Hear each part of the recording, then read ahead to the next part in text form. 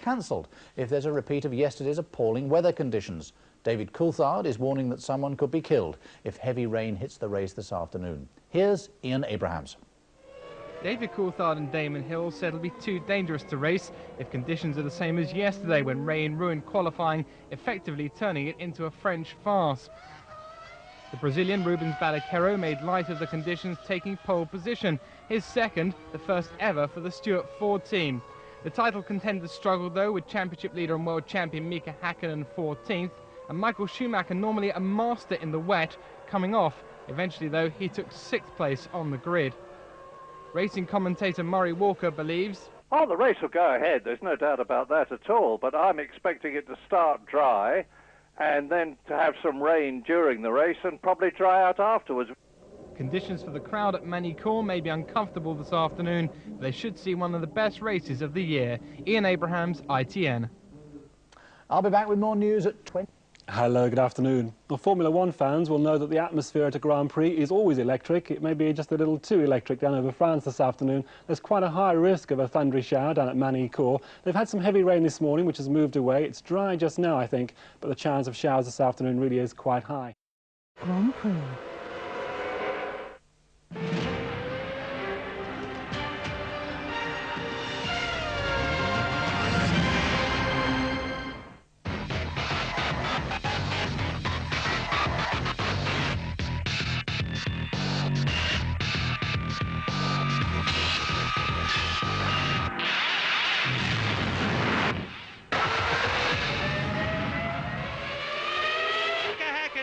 Wins in Montreal. World champion Mika Häkkinen back on top after a rare, unforced error by his greatest rival. And Michael Schumacher is threading his way through the field. But Schumacher out of the race. Embarrassed in Canada, but Schumacher comes to France as the main man. He's triumphed 4 times in the last 5 years.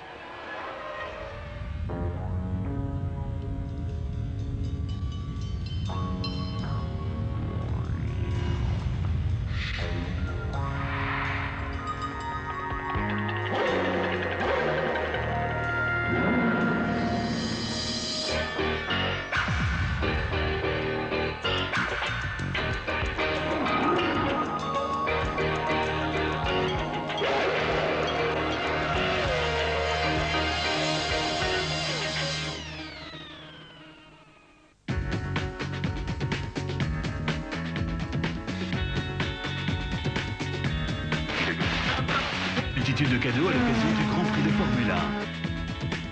Radio Nevers, l'essentiel, comme ça.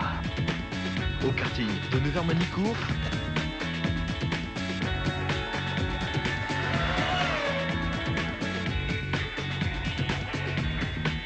The Manicourt circuit in central France was underwater for qualifying yesterday, and now it's gloomy. Showers are forecast as we gear up for the French Grand Prix.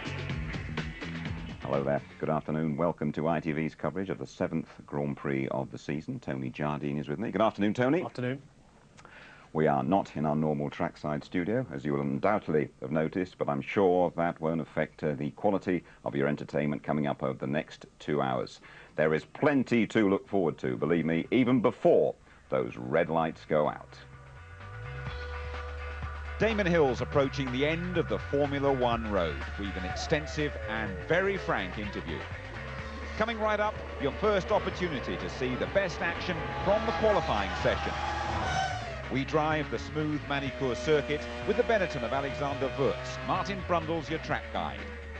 Follow that, the message from Canada, with the thrills and spills from Montreal. And it's your last chance to enter our competition and win a magnificent VIP weekend at the RAC British Grand Prix in a fortnight.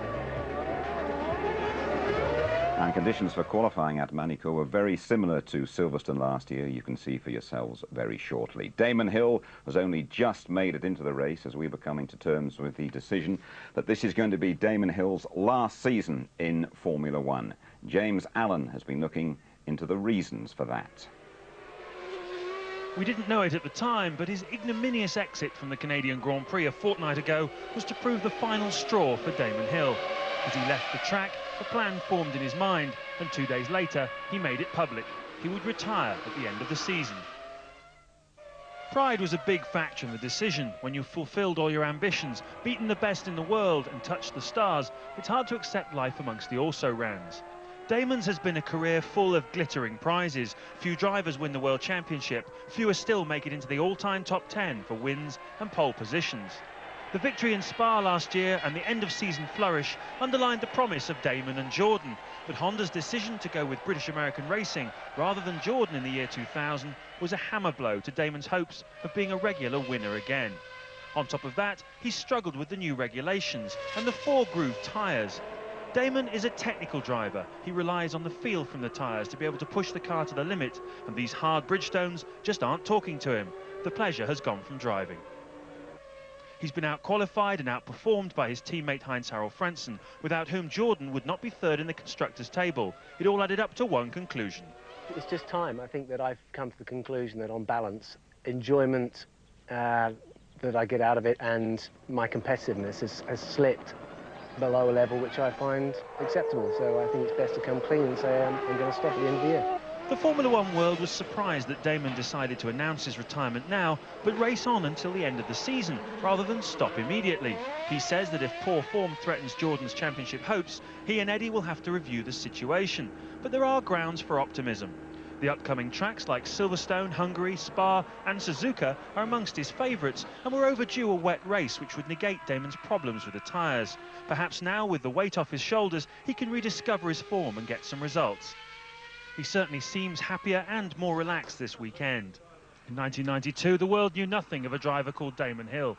7 years on, a champion and a national hero retires. Thank you, James. We'll have more from Damon himself in a couple of minutes. And by the way, we will be paying him a special tribute during our British Grand Prix coverage from Silverstone in a couple of weeks' time. Well, now, that qualifying session. It took place in shocking conditions in the Loire Valley. Louise Goodman reporting. After 2 days of brilliant sunshine, there was a definite downturn in conditions as the clock ticked down for the start of qualifying. But few could imagine the drama which lay ahead.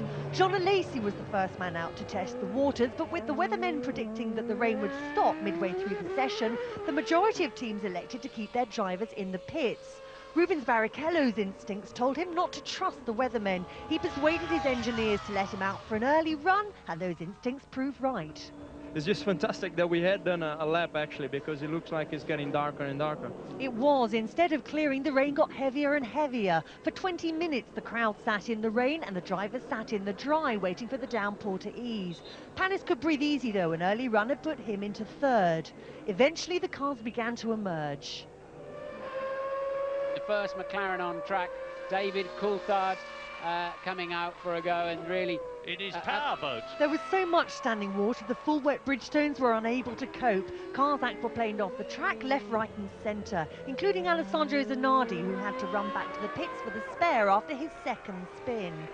Even the very best of them were struggling. Michael Schumacher, the acknowledged rainmeister, looked decidedly ill at ease with the conditions.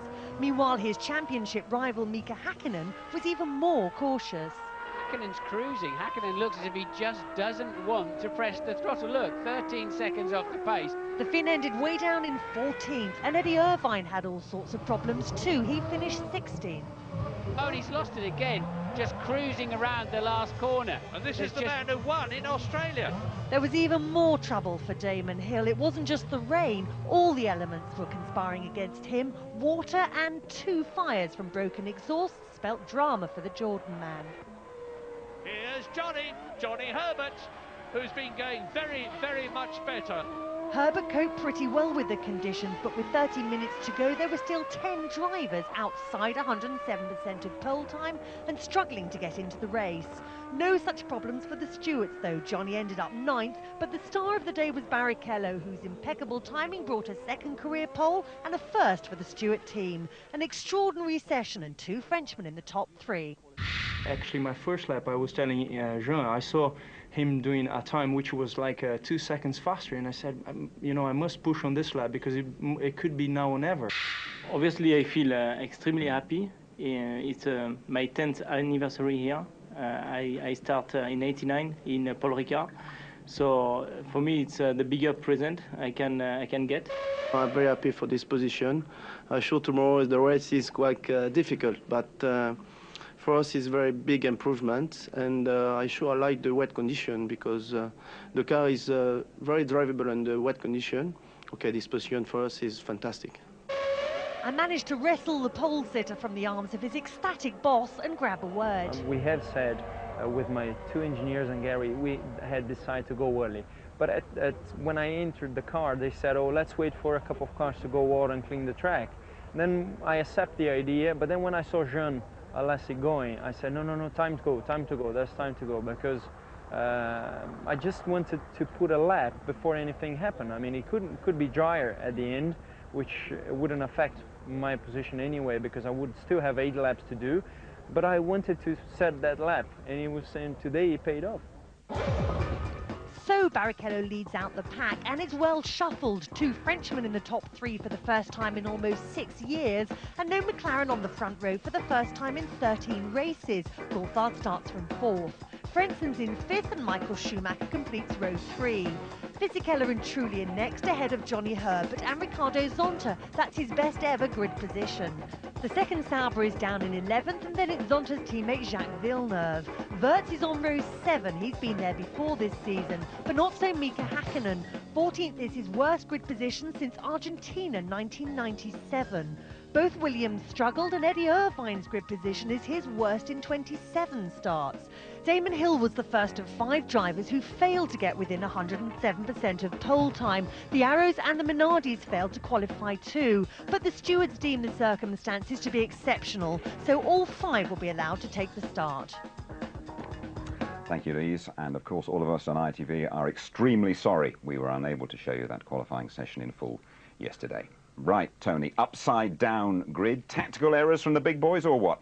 Major blunders by the weather forecasters. I think the big boys weather forecasters got it all wrong, but the Prost team, they had Pascal Splash Delot.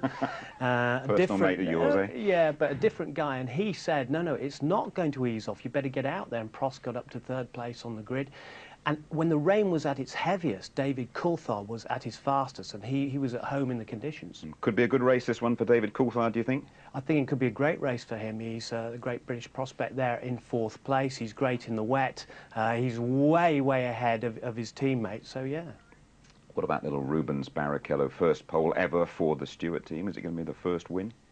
It could possibly be. They've been so competitive, and the car is very good. They haven't changed anything on the car from the dry settings to wet settings, just a little bit on the wing, and out they went. And also his wife won a new gold Rolex watch from Jackie Stewart for her husband's performance on the track. Not one of those dodgy watches that Jackie no, carries from around. Hong Kong. No, of course, well, it wouldn't be. But we mustn't forget Rubens did this before in '94 for Jordan in wet, dry conditions. Yeah, he's a bit of a master. OK, thank you, Tony. Let me just remind you of how things stand in the Drivers' Championship. Mika Hakkinen back on top, 4 points clear of Michael Schumacher. Irvine really impressive in 3rd. Fisichella, Frentzen, Coulthard and Ralf Schumacher in a very competitive scrap. And in the Constructors' Championship, well, Ferrari's lead now down to 9 points. Jordan, Benetton and Williams are jostling for 3rd. OK, now then our regular Murray Meets feature. Murray patrolling the F1 paddock, looking for the key characters in the world of Formula 1, and no prizes for guessing his target this week.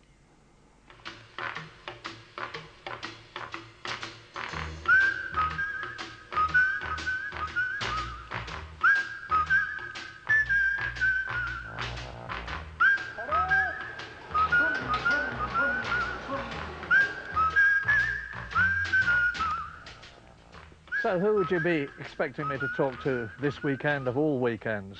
Well, Damon Hill, of course. And the whole paddock's been after him, but I've got him. Everyone wants to know why he's retiring. So why are you retiring? Don't think I'd tell you, Murray, do you? After all that. That's right. I think that it's just time. I think that I've come to the conclusion that on balance, enjoyment that I get out of it and my competitiveness has slipped below a level which I find acceptable. So I think it's best to come clean and say I'm going to stop at the end of the year. Did it just happen, zoom, like that one morning, or have you been churning it over in your mind for some time? No, I think Formula 1 is a very challenging environment. It's a tough environment, and anyone who finds themselves in the hot seat or has had good times and is, you know, trying to find good times again, is faced with a lot of questions all the time, and so that's a strain that runs through Formula One. And when you come into Formula One, there's nothing more you want to do. You just want to drive, you want to get to the front. But I've been to the top, and I'm trying to get back to the top, but I'm finding it more difficult, and I'm not getting any younger.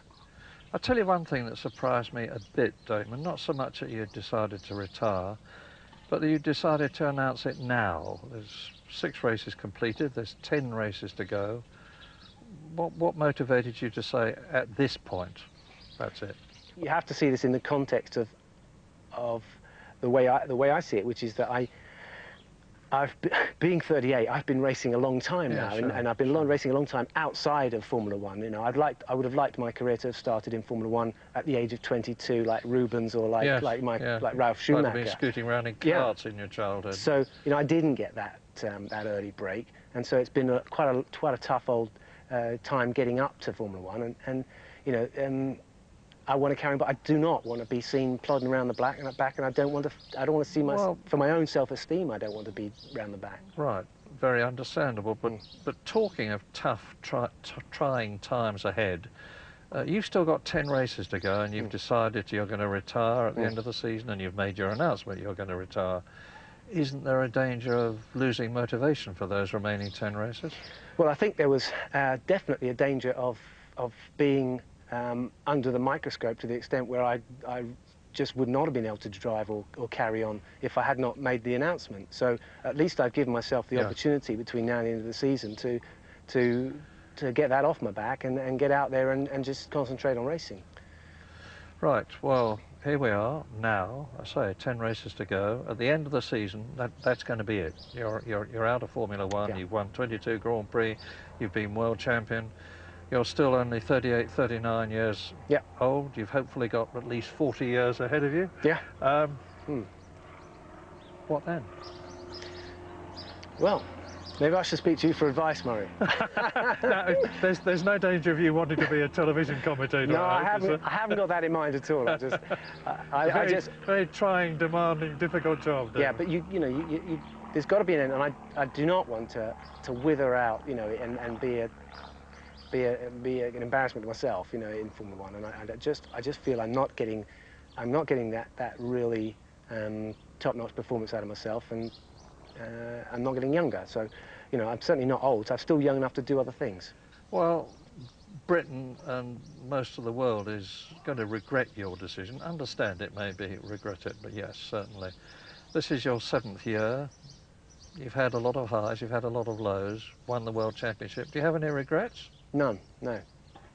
I've enjoyed every minute of it, honestly, and I want to remember it that way. I don't want to, you know, have a sour taste in my mouth. I mean, I really love Formula One. I've loved everything I've done in Formula One. It's been a fantastic experience, and, you know, it's good to cut here. Hopes and ambitions for the rest of this season? I want to go out on a high. I want to get on the podium. That'd be nice. It says on your chest, Damon, there was a chance to go down in history as the first man to win a race in a Jordan car. You did it. Thank you, Mark. Well Indeed he did, and we will miss him. Don't worry about that. Now then, Damon.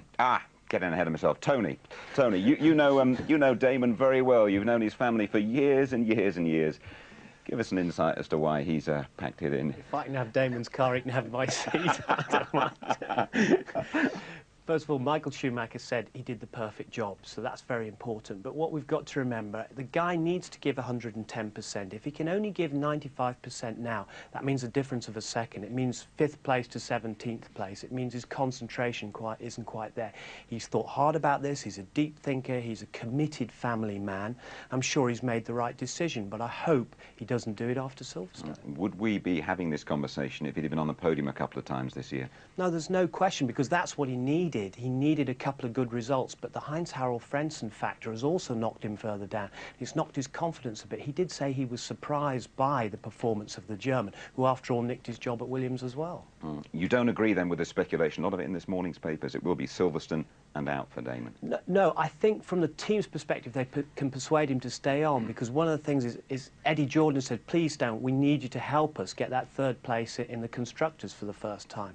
And I hope he'll see sense, especially after a bad qualifying session like that, and turn it around. OK, Tony, thanks very much indeed. Well, I can tell you the teams are very familiar with Manicourt. They test there on a regular basis. In fact, 9 of the 11 teams were there last week. Martin Brundle knows the place pretty well as well. He spent 2 years there while he was with the Ligier team. Here's Martin then talking you round, and it's Alexander Wurz at the wheel of the 98 Benetton. The French Grand Prix, very much in the middle of the country, Manicourt near Nevers. 4¼ kilometres, 2.64 miles and a 72-lap race. One of the smoothest racetracks in the world. Let's take a lap with Alexander Wurz. Through Lycée, the last corner. There's the timing line. You're into the start-finish straight and immediately up to 165 miles an hour for the left-hander grand curve. Don't lift the throttle, but it's very narrow on the exit, feeding you straight into Estoril. Down to 110 miles an hour. Let the car run into the middle, bring it back in again. Hear the confidence he has to floor the throttle down the back straight. 2.64 miles here in Manicourt, a very technical circuit. Up to 180 miles an hour. Now look at the deceleration as he hits the brakes 110 metres before the corner. Be patient, Alexander. Now he's got a good line. Now he can floor the throttle up to 175 miles an hour again now. Looking for Nürburgring chicane. Where is it? 110. Balance the throttle. Nicely done. Bring the car in early for 180-degree corner. The grip's on the inside, then take the curb on the left. Now he again has the confidence. It's easily flat out through here, building up to 170 miles an hour before Imola. Scene of many big accidents. The track falls away. 110. Balancing the throttle nicely, bring it to the left, ready for Chateau d'Eau, the water tower, the right-hander, second gear, 50 miles an hour. Oh, way too aggressive on the throttle. Now look for a braking point on the racetrack. You can't see the chicane, the next corner. Aim the car between the curbs. It tends to unsettle the rear. A quick squirt on the throttle. Once again into Lycée, just 40 miles an hour. There's that timing line. You're into a new lap. Thank you, Martin. It's a very different proposition in the wet, and look at those clouds looming over the Manicourt circuit. 25 minutes to go to the off in the French Grand Prix. Still very gloomy, and the forecasters there are saying it will rain during the race. Damon, with plenty to do, starting, well, where he hates to be, really, way down the back, in 18th in the Jordan, and looking pretty serious about it. Didn't enjoy the qualifying session one little bit. Coming right up, thrilling memories of the last race in Canada, and a reminder after the French Grand Prix, your last chance to win that VIP weekend at Silverstone. Allez, Jean Alesi, his 10th anniversary since he came into Formula One. Terrific present for him, right up there on the front row of the grid. He says it's a dream, and a lot of those French supporters will be hoping that Jean Alesi has a really good race. He had a very nasty accident in practice on Friday. OK, let's update you now with the main stories from the F1 world, and Louise Goodman has some very important dates for your diary next year. There are a number of controversial changes to next year's calendar, according to the provisional list of events published by the World Motorsport Council last Wednesday. Malaysia now takes the place of the Australian Grand Prix as the season opener, a move which has upset the Melbourne organisers. The French race has been shifted from July to early May and is followed by the Nürburgring, which has lost its traditional September date to the US Grand Prix. Silverstone is scheduled for the 2nd of July. That's the same date as the final of the European Football Championships. F1 Supremo Bernie Ecclestone is recovering at home after a successful coronary artery bypass graft.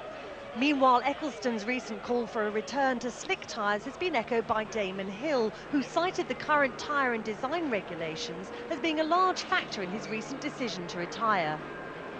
The balance, in my view, is not right with regard to the mechanical tyre grip that we get and the aerodynamic grip. So I think the racing suffers. I think places like Manicourt are very similar to places like Barcelona, and I think you'll find that in Manicourt the same thing will apply. It'll be difficult to overtake. Alan Prost has appointed a new technical director. Alan Jenkins, formerly with Stewart Grand Prix, took up his new appointment earlier this week. And finally, Ferrari have made some significant aerodynamic changes to their car for this race. The revised engine cover, wings and radiator air intakes are designed to give better straight-line speed and improve airflow into the radiators. Thank you, Louise, and all of us involved with ITV's Formula One coverage wish Bernie Ecclestone a speedy and complete recovery. Right, Tony, you have some points you want to make about Fast Eddie Irvine. Well, just thinking there's 7 drivers out of contract at the end of the year, and Eddie Irvine still hasn't heard or had an offer about rejoining Ferrari for next year. And with Damon Hill going, there's been a lot of suggestion that he'll go back to his spiritual home at Jordan Grand Prix. But Eddie Jordan told the media on Friday that there's no way that he's coming back here. He'd be better off staying at Ferrari. But then there are more rumours. Because of Eddie's brilliant performances so far this year, it seems that that's irked Michael Schumacher, and he may well be agitating for a new partner at Ferrari. The latest is perhaps a straight swap between Rubens Barrichello going to Ferrari and Eddie Irvine going to Stewart. With the might of Ford coming behind Jackie Stewart, that's not a bad suggestion, is it? You expecting lots of overtaking this afternoon? Oh, yeah, with that topsy-turvy grid, and if it stays dry for the early part, it's going to be absolutely great. Hakkinen, Irvine, Hill coming through, it's going to be tremendous. It will be tremendous. The French Grand Prix is right around the corner. Canada, well, that's some act to follow. In Canada, it is go! Michael Schumacher moves across, cuts across. Hakkinen, Eddie Irvine trying to go on the inside, failing to do so. Are they all going to get around this one? That's it. It's a Prost again. Jarno Trulli has gone off, but hopefully they'll be able to keep the race going. Oh, and off goes Zonta. That's Ricardo Zonta in the BAR. Safety car's out, Murray. Schumacher goes, Hakkinen goes, Irvine goes, Coulthard goes, Fisichella goes. There's the patch where the BAR was. Damon Hill out of the race. Damon Hill retiring. Oh, Bob Schumacher out of the race. Michael Schumacher slams out of turn 13. Villeneuve out. Jacques Villeneuve, who I was talking about, has done exactly the same thing that Michael Schumacher did. Coulthard challenges. David Coulthard passes Eddie Irvine. No, he doesn't. Out goes Irvine. Out goes Coulthard. Oh, my goodness. Mika Hakkinen out on his own. He's going to go through on the inside and they're going to touch. And Madara is in there as well. And no, Irvine gets through. Now, that was great stuff. Eddie Irvine is scything his way through the field. Oh, past Johnny Herbert goes. Eddie Irvine all over the place. They both go over the apex of turn 13, and Eddie Irvine's gigantic push has succeeded. And off goes Princeton. Well, right in the closing stages of the Canadian Grand Prix. And I think we're going to see, for the first time ever, a Grand Prix finished behind the safety car. Mika Hakkinen wins in Montreal. Absolutely brilliant race that. More of the same will do just fine at Manicourt this afternoon. Let's join our commentators, Martin Brundle, and say a very good afternoon to Murray Walker. Hi, Murray.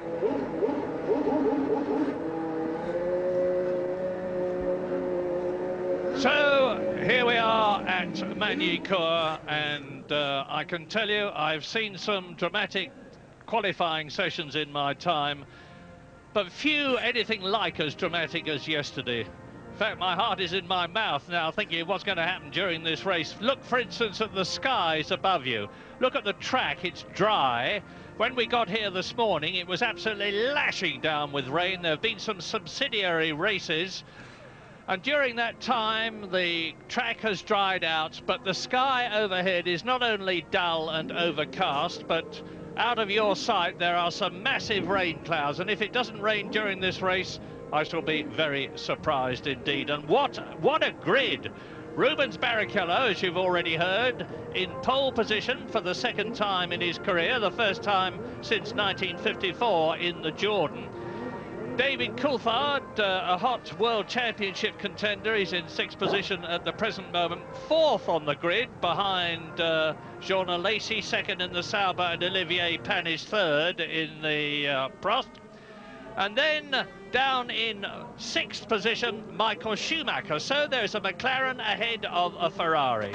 Mika Hakkinen, 14th on the grid. He's got it all to do on a circuit where it's very, very difficult indeed to pass. Eddie Irvine in the second Ferrari, the man who won the Australian Grand Prix and is third in the World Championship, is starting 17th ahead of Damon Hill, who actually failed to qualify because of the adverse weather conditions. He's been allowed in, as have, as you've already heard from Louise, the two Arrows and the two Minardi drivers. So it's very much a lottery, Martin. Yes, it is. A lot of the teams are expecting some rain through the race. I'm just looking at the humidity. It's 69% at the moment. I noticed yesterday it was 96% during that torrential downpour on our computer here. So it doesn't look anything like as threatening as that. But I know a lot of teams have been informed it could rain about an hour into the race. And Michael Schumacher's been quite smart. He's been lapping around on his new tyres. Of course, they didn't use any new tyres in qualifying yesterday, new slick tyres, the dry weather tyres yesterday. And he's been what they call cold scrubbing them. There's Eddie Irvine walking off to the gents. No, it's Michael Schumacher actually walking off to the gents, I'd imagine. They preload so much fluid here to make sure that the body's giving its maximum potential through the race, and almost all the drivers will be trotting off to do that. But Michael cold scrubbing his tyres, because if you have to go out onto a semi-wet dry track later in the race, you don't want to be on brand new tyres. There's a releasing agent on them. There's a bit of a shine on the top that takes a few corners to get off, and it's very easy to slide off the racetrack in that situation. So Schumacher already got his brain into gear. You're looking at Dinitz, that tape on his ear is to hold the moulded earpiece in. We all wear those. I'm surprised some drivers need them taped, but as you get a bit dehydrated later in the race or shaking around over some curves, they can sometimes just drop out, and it sounds like your engine is blown up. You get a tremendous change of engine noise if the air plug is unseated, but they are moulded to fit the driver's ear individually. So what does Rubens Barrichello want? Well, he's pretty happy actually, whatever happens, because he's very good in the wet, extremely good in the wet. Those of you who remember watching the Donington Grand Prix in 1993 will probably primarily remember, as you watch Johnny Herbert, that quite incredible first lap by Ayrton Senna. But Rubens Barrichello, his countryman, was almost as impressive. So if it's wet, Barrichello is going to be pretty happy. But he really wants a dry race. If he can get away in the lead, Alesi and Panis may well block David Coulthard and Michael Schumacher, who is starting behind them, which could allow Rubens Barrichello, who's got this extremely powerful new Ford V10 engine behind him, to break away and build up a lap. But as ever in this race, strategy is going to be terribly important. Most drivers, I think, are going to be making a two-stop strategy. It's not inconceivable that there'll be three. Could be. I think in the perfect world, you'd want to change your tyres here 3 times. But you need track position as well. But this afternoon is a different situation. Because they are expecting rain, they have to put enough fuel in to get them to a window, really, later on in the race. They don't want to short fuel the car and then find they stop for fuel and 2 laps later have to stop for a change of tyres. So they really want to get as far as they can and compromise, really, their race to try and save a pit stop later on. You can see all sorts of pumps and pipes going into the car, forcing air through the car. You get a heat soak on the grid after they've done their warm-up lap or laps. They are allowed to pass through the pits before they go back, before they park officially and finally on the grid. And everything tends to build up as the car's sitting there, so they plumb a lot of air into it, put dry ice in the side pods, and anything they can do to keep the temperature of that car down. So Michael Schumacher back, and we're going for a break.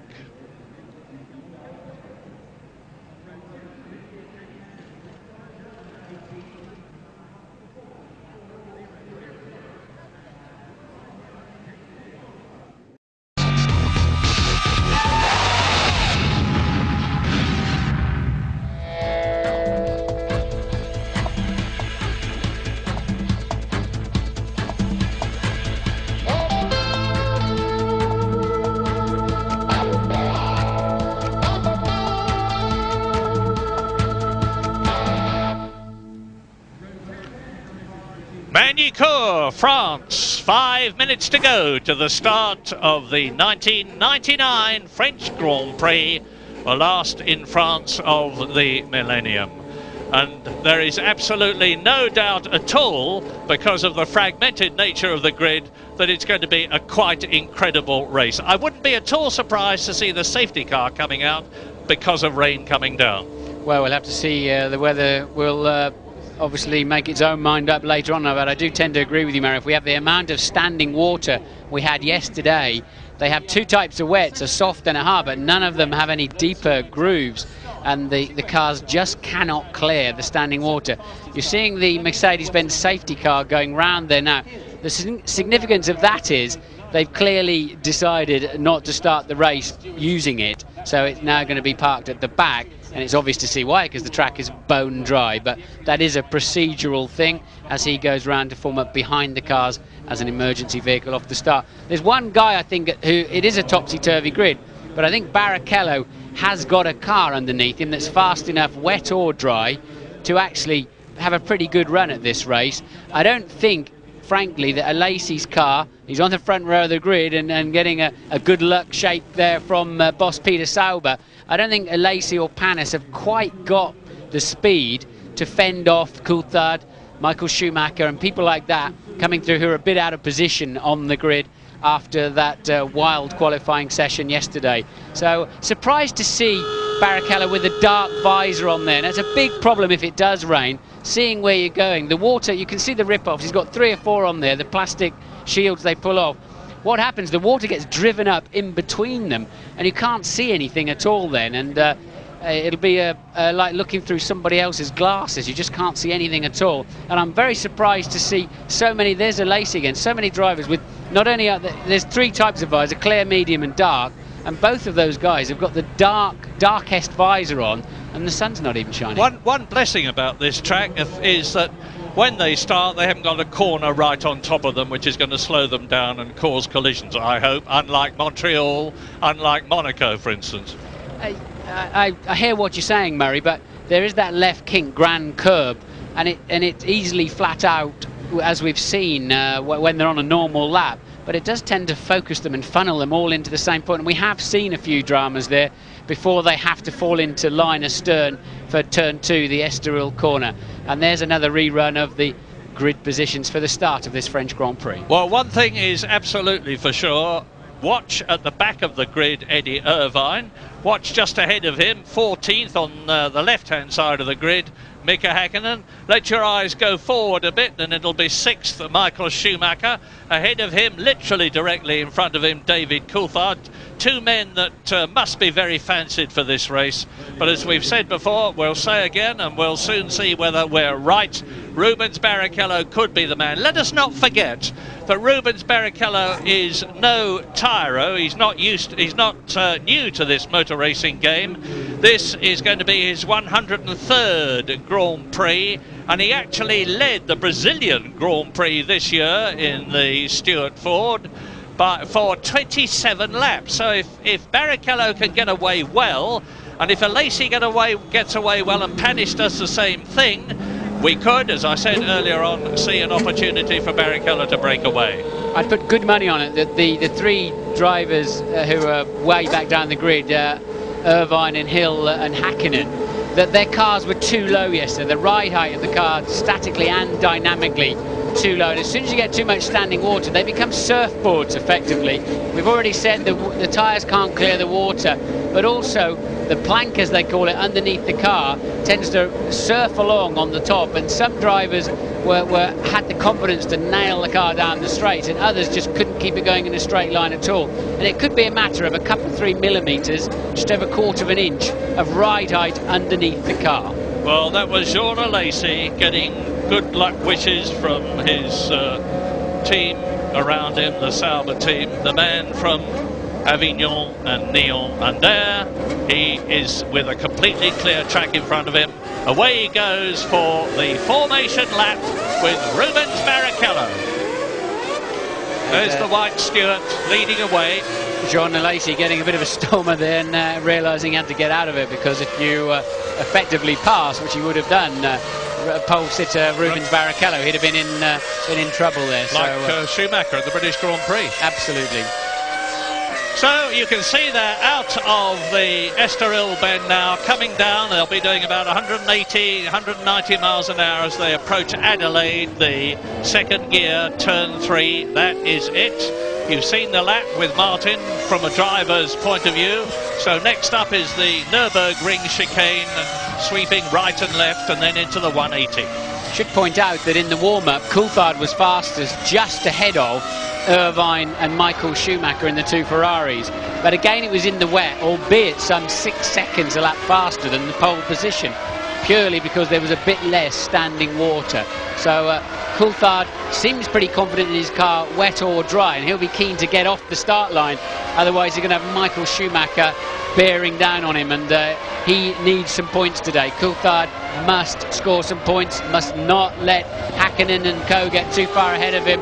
And really, he's also carrying the baton for the McLaren team, because Mika Häkkinen's got a lot of overtaking to do. There's an unusual sight then. Barrichello in the unique sight. Barrichello in the Stewart Ford leads on the formation lap from a darting and dodging and diving and twisting and turning Jean Alesi. Behind Alesi, Olivier Panis in the blue Prost, and Michael Schumacher starting from 6th on the grid. So they're out of the Chateau d'Eau, the right-hander which drops down. Hello, one of the Williams in trouble? No, I think they're all having to just back up. So somebody slowed down a lot to warm his tyres up with spinning them away from that last little chicane. And I think it backed the whole crew up behind him. And it's so easy to stall the car in that situation. And sometimes you're not even looking ahead of you. You're looking inside the car, generally playing around. And suddenly you realise the car in front has stopped, a bit like at a roundabout. Fingers crossed then for the weather. We're with Alesi. Look to the right, and it's Rubens Barrichello. As ever, look for those 5 red lights coming on one at a time, going off together to lead to a pre-programmed pause. And then the race starts. The green flag waving in the background shows that everybody's in position. And it Magny-Cours in France. Yes! Good start by Barrichello. Good start by Barrichello. David Coulthard goes up into 3rd place, so already he has made a position. It's Barrichello leading Alesi, leading David Coulthard, and Olivier Panis has dropped back to 4th position. Heinz-Harald Frentzen in the yellow Jordan is 5th. Barrichello leads. I think Herbert had a very poor start. Johnny Herbert falling back through the field. What did you say? Barrichello making the perfect getaway under pressure. And that's Frentzen coming up into 4th place. So Panis really losing out on that first lap, with Schumacher already round the outside of him. Schumacher is up to 1, 2, 3, 4, 5th position from 6th on the grid. And Eddie Irvine carving his way through the field. He's up behind Damon. There is Damon Hill. He's going well too. And Frentzen. Frentzen with Michael Schumacher trying to get up the inside of him into 180. And Hakkinen also already up to, I believe, 10th place. Mika Häkkinen flying through the field, coming up towards Imola, the right and left, and that leads into the Chateau d'Eau. The race leader, Rubens Barrichello, 1 lap almost completed, 71 to go, and he's got a gap between himself and, as I thought, Jean Alesi, I think, is starting to hold things up already. Across the line goes Barrichello. David Coulthard is challenging Jean Alesi, and the gap between Barrichello and Alesi is 1.1 seconds, almost 1.2. Riding with Alesi now, round the right-hander at Estoril. Building up to 190 miles an hour as you see Rubens Barrichello braking hard for Adelaide, the right-hander. And Coulthard is going through. David Coulthard takes Jean Alesi. Yeah, Alesi may come back on the inside, but Coulthard closed the door. That's an important move for Coulthard early in the race, because his car is clearly faster than the Sauber of Alesi. And Coulthard, fastest man already in the first part of this second lap. Just a quick run through. Hill is still down in 17th place, but Hakkinen already up to 9th place. Mika Häkkinen sailing through the field from 14th on the grid to 9th in the race. Michael Schumacher from 6th to 5th, and Eddie Irvine still down in 18th position behind Damon Hill. In fact, he's lost a place. Damon Hill's got past him, so Barrichello leads. Coulthard closing up on him. Alesi is 3rd, Frentzen is 4th, Schumacher is 5th. Then the two Prosts of Olivier Panis and Jarno Trulli, and you have seen Mika Häkkinen go through your pictures as the race leader. Rubens Barrichello completes his second lap. Now the gap has come down between him and the second place man, and it's now David Coulthard to 0.6 of a second. Yes, despite overtaking Alesi on that lap, albeit relatively straightforwardly at Adelaide hairpin, Coulthard was a full 1 second faster than Barrichello, the current leader. So Coulthard's car working very, very well. The track is green. It's been washed very heavily with rain, and really the cars will be a new experience for everybody until they can get some rubber back down on the track. This is David Coulthard's golden opportunity, starting well ahead of his three main rivals for the championship, the two Ferraris of Schumacher and Irvine, and of course his teammate Mika Häkkinen. And Mika Häkkinen is now 8th. He's got ahead of Fisichella. He started in 14th position. He came through at the end of the lap in 9th position. Now he is 8th. It's Jarno Trulli next for Mika Häkkinen to challenge, and then he's going to get up amongst the top men on this very, very difficult part to pass circuit. Lap 3 out of 72. Barrichello, Coulthard, they're together. Alesi is dropping back. 2.2 seconds now, the gap. And that's making things difficult for Schumacher. He wants to get ahead of Heinz-Harald Frentzen, who's in 4th place. So here they come. 1-2, Barrichello and Coulthard. And you can see that Frentzen is bottled up behind Alesi, who's got clear air between himself and the yellow Jordan. Well, Coulthard, I think, may have a small straight line speed advantage on Barrichello, but he's never going to get close enough behind him in that long, long right-hander of Estoril. I saw a comment from Nicky Lauda that you should have long, fast corners onto the straights for overtaking. I completely disagree with him. You need a slow corner on, otherwise you lose too much time in the dirty air of the car in front, and that's the problem Coulthard has now got. Barrichello's car is just about good enough to make it very hard work for him to pass. And now Häkkinen is 7th. He's got past Trulli. He'll get past Olivier Panis. I'm quite sure about that. Panis, the Frenchman in the Prost, started 3rd. He's down to 6th now. Michael Schumacher has passed him. So has Heinz-Harald Frentzen. Alesi is still 3rd, and here are the leaders, and we are on lap 4 out of 72. Rubens Barrichello resisting the pressure from David Coulthard. I say again, if you've got the racing line at this Magny-Cours circuit, it's mighty difficult to pass, and there's not all that much of a power differential between the Ford V10 and the Mercedes V10, if any differential at all. They're both revving at about 16,000 RPM, and Alesi still holds that 3rd position. That way with him now, you can see Coulthard and Barrichello disappearing into the distance, and look at that rain cloud. Look at that rain cloud on the left. If that moves much further right and deposits its contents on Magny-Cours, as sure as eggs are eggs, we'll have the safety car out. Bad news for the Brits. We've got Hill 16th, Irvine 17th. Johnny Herbert has obviously got a problem. He's actually in last place now, so we're expecting maybe Herbert coming in the pits now. There's that's Häkkinen making a move on Mika Häkkinen past Olivier Panis up to top 6th position, and into the pits comes the unfortunate Johnny Herbert. That is no routine stop on lap 5 out of 72 as we watch Mika Häkkinen now, and in his sights he has now got Michael Schumacher. Now we're really up amongst the top men, the top 6 at the present moment on lap 5, with Frentzen now putting up a really fast lap as he closes on Jean Alesi and challenges. The top 10 are Barrichello, Coulthard, Alesi and Frentzen. Schumacher is 5th. Panis has dropped down to 7th behind Häkkinen. Trulli is 8th. Fisichella and Wurz are 9th and 10th. And there is Michael Schumacher with Häkkinen behind him. Well, I said there was going to be action in this race, and there is plenty of it already. Here is the Finn, who incidentally had a car problem in the warm-up. He had to stop, run in and get into the spare car. No such problem in this race. There is Michael Schumacher in the Scarlet Ferrari in 5th position, but he's not making any impression on Heinz-Harald Frentzen. Coulthard challenging for the lead. It's a bit late, yes, David, but he's made a tremendous move. But Barrichello was very kind to him there, I have to say. But Barrichello getting a good run out. Coulthard should have the power to drag him down to the Nürburgring chicane.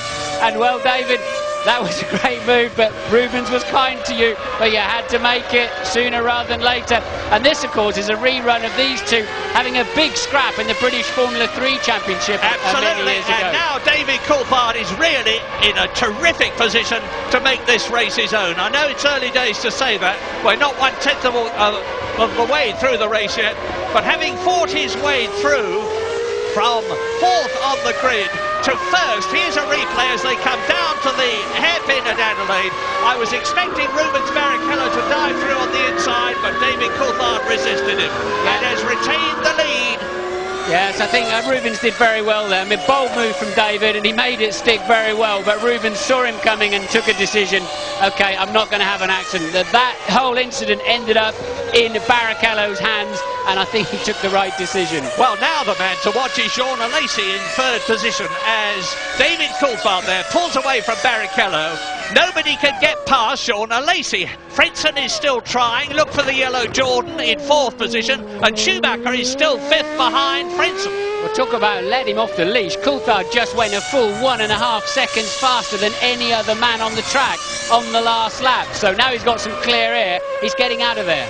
Now, David started 4th, and his time difference on his lap as you watch Schumacher and Häkkinen battling for 5th position in the Ferrari and the McLaren. David Coulthard was 2 seconds slower than Barrichello, but Barrichello went out when the weather was good, or as good as it was going to be in qualifying. David Coulthard went out when it was at its very worst, and it was an absolutely magnificent lap. And as you heard from Martin earlier on, he was fastest in the warm-up this morning. The McLaren is absolutely au point for this race.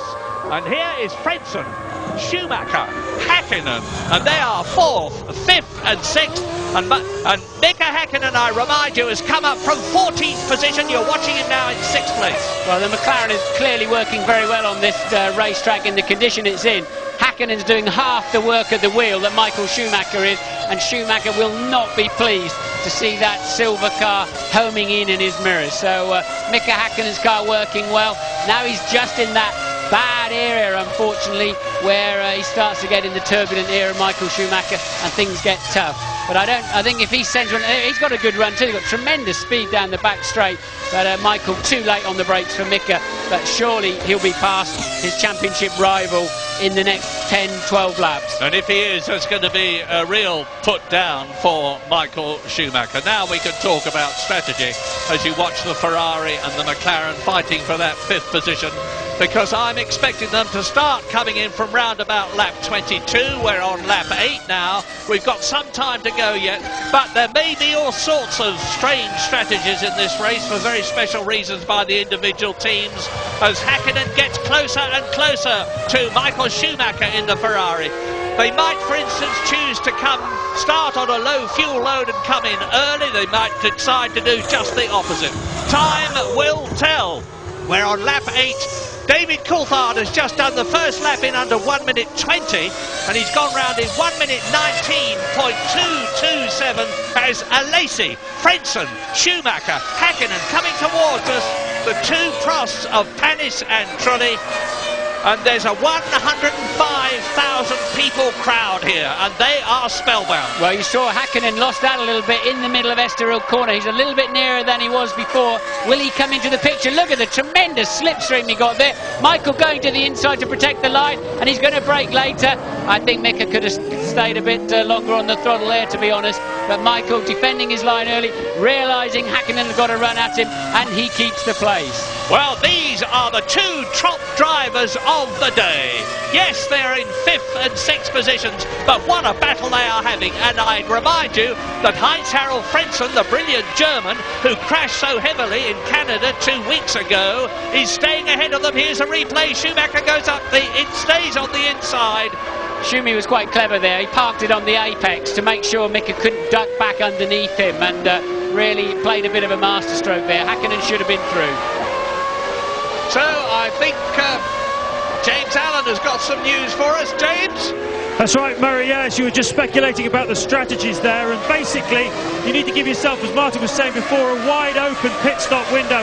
Normally this is a two-stop race, and you'd start with about 55 kilos of fuel and go to around about 20 to 22 if it was dry. But today they're expecting rain after about half an hour is the latest forecast I heard. We're about 20 minutes into this race, so you start with a little more fuel, around 60 to 65 kilos, and be flexible. Also adding a little bit more downforce at the beginning of the race. We saw Schumacher and the front runners doing James, we've got Hakkinen with a great chance now. Now he has got the inside line. Michael will not hold that off. Will he duck back underneath? Hakkinen running a bit wide. I still think Hakkinen should out-drag him to Imola, but it's going to be touch and go. He hasn't got the advantage Coulthard had against Barrichello. Michael will have to yield, and he does. Look at the crowd. They're all getting their coats on out here, Murray, in the grandstand. Yeah, everybody suddenly stood up, getting their coats on. They're going to be coming in before very much longer, I'm sure, and that will be to put on weight. When the tires are David Coulthard in the lead. Rubens Barrichello takes the lead, and David Coulthard looks as though he's out of the race. He's stalled his engine, and David Coulthard retires from the lead of the French Grand Prix on lap 10. What awful luck for the Scotsman. Now it's Barrichello. Here's a replay. Let's see what happens. It's broken down. It's not a place you'd go off. Obviously his car's broken down. He just decided to get off the racetrack as he saw second place man Barrichello coming along. What has Coulthard got to do? Well, poor David Coulthard. That's the fourth time in 7 races that he's retired for one reason or another. Luck is not with him this season, but Barrichello's benefited from that, and Barrichello has got nearly 4 seconds between himself and John Alesi, who now regains his second position, which is where he started on the grid. Heinz-Harald Frentzen is third, Mika Hakkinen is fourth, and catching the German. Michael Schumacher in that 5th position. All is not lost for the German, because the rain that we're expecting could change things. They might be on different strategies. But meantime, Rubens Barrichello will be feeling very, very heartened and happy about this. Look at the battle developing behind them. There, you see the yellow Jordan of Heinz-Harald Frentzen. Ahead of him is Alesi. Now, this is Frentzen's opportunity. If he can only fight his way past Alesi, who is the most experienced Grand Prix driver of them all in this race. We're with him now, coming out of the Chateau d'Eau. Now, there we go, Alesi into the chicane, down to the last corner, the Lycée, turn 14 in this race. There's Frentzen, behind Frentzen is Hakkinen, behind Hakkinen is Schumacher. Second, third, fourth, fifth. Panis is in 6th position, but he's 5 seconds behind Michael Schumacher. A titanic scrap between the 2nd, 3rd, 4th and 5th men, while Rubens Barrichello races round in the lead of the French Grand Prix on lap 12 out of 72. And watch Mika Hakkinen. He's come up from 14th. He's now 4th. 10 places, and he's trying to do to Frentzen what he did to Michael Schumacher, very, very late on the brakes in the McLaren. Well, the disappointment of the race has got to be the pace of the Ferrari, really. And Michael Schumacher falling away from that battle quite quickly there, still in 5th place as Alesi locks the inside the left front wheel going into 180. Not unusual going into there, it has to be said. And Hakkinen very much stalking Frentzen for that 3rd place. Didn't take Hakkinen long to get through the pack, did it? It did not. And Eddie Irvine, on the other hand, is taking a long time to get through the pack, as you see Coulthard's McLaren being removed. Eddie Irvine started in 17th place, 12 laps later. He's fought his way up to 12th position. Damon Hill started 18th, and he's only 15th now. Yes, there's a long way to go. And the retirements are David Coulthard is out of the race. Poor Johnny Herbert has retired yet again. He surely must be the most retired driver in Grand Prix racing, because year after year, irrespective of what car he's been in, poor Johnny's had to retire. He's out of this race, as is Deniz, as is Coulthard.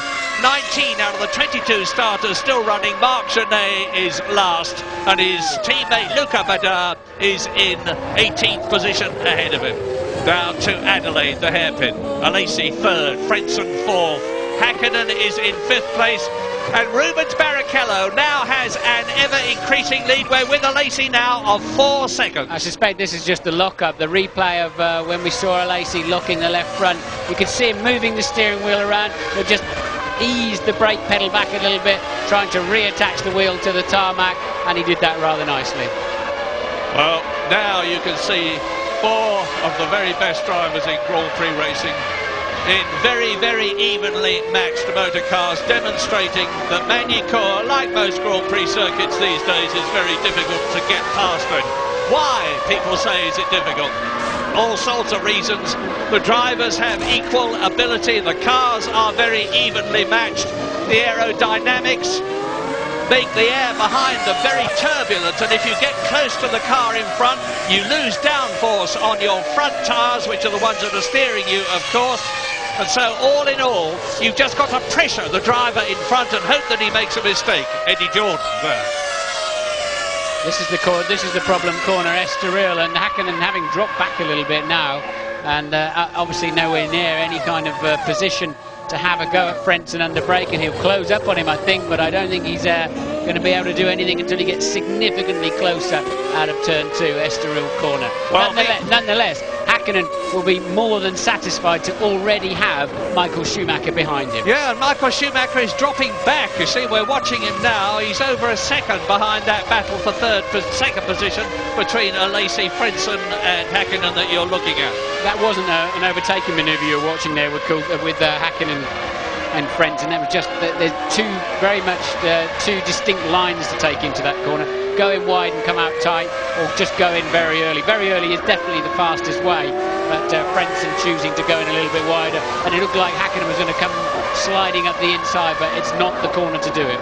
Well, now, sadly, I have to say that it really does look now as though David Coulthard's chances of the World Championship have been all but destroyed. He started this race in an equal 6th position, some 22 points behind his teammate Mika Hakkinen that you are looking at.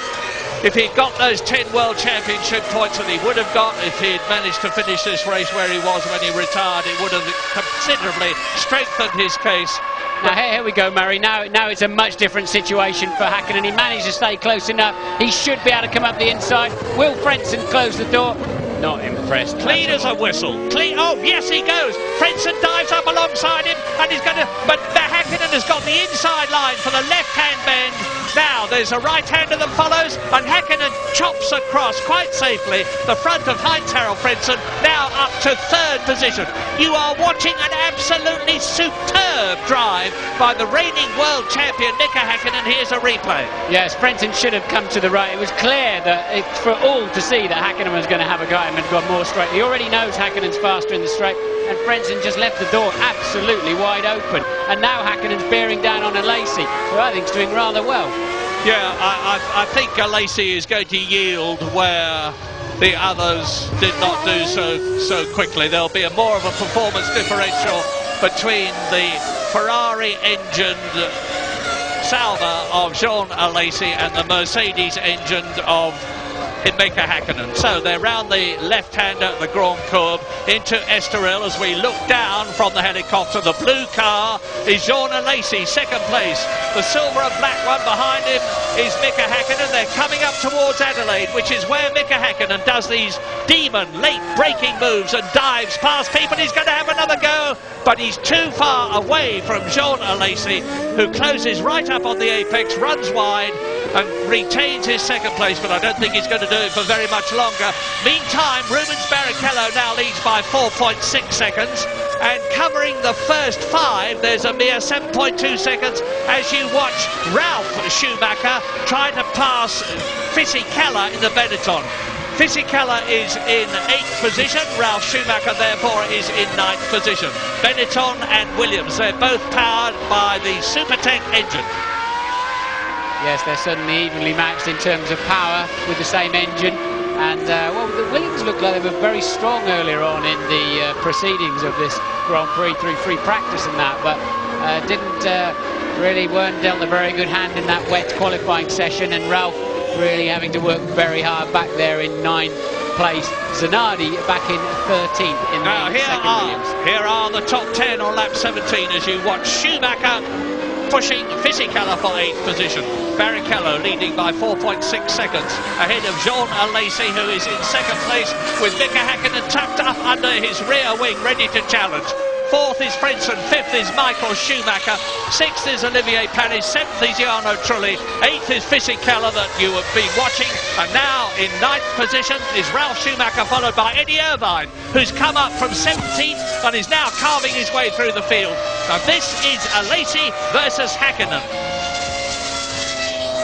And Schumacher gets through ahead of Fisichella, who has to yield, and Ralf Schumacher is now up into 8th position in the Williams. Nice bit of driving, and you can see Eddie Irvine in the Scarlet Ferrari thundering up behind them, and he's gaining hand over fist on them, lapping 7/10 of a second faster than both of them. And down to the Adelaide hairpin, hard on the brakes, down into second gear, onto the apex. Fisichella has to run wide.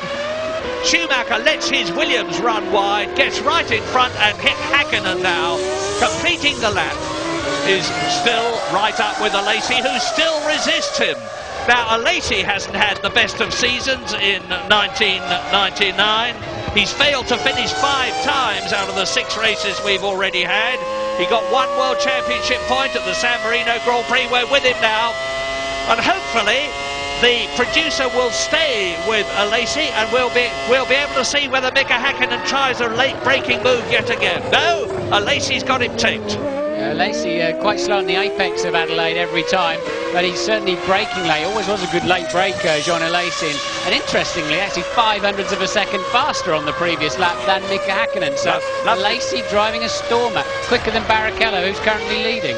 And a great tribute not only to him and the car, but to that Ferrari engine, because it's a last year's Ferrari engine, labelled as a Petronas engine, which is Alesi's and the Sauber team's Malaysian sponsor. Getting a bit dark out there, Murray. Look, people getting their plastic mats out in the grandstands. They've got a better feel for the weather than we have inside this commentary box, but certainly getting very dark overhead. Alesi, Häkkinen, just behind them is the... And Häkkinen won't get through there. That's where Villeneuve tried to get past Eddie Irvine last year and failed so to do. And talking of Irvine, you can see that he's now getting very close indeed. Eddie Irvine in 10th position to Fisichella's Benetton. That was actually Michael still behind, I think, the Jordan of Frentzen, that particular shot we saw coming onto the pit straight. And now Häkkinen ever closer. Look at the slipstream he picks up. Tremendous speed he picks up then. And again, Alesi braking as late as he did. And they've both gone wide. And will that let... No, Frentzen's not able to take advantage of that. So Häkkinen and Alesi braking absolutely on, and in fact slightly beyond the limit. And the pair of them, what a classic move that was. Good to see, both on the ragged edge. They both tippy-toe around the outside, live for another day. And Häkkinen now up to 2nd place.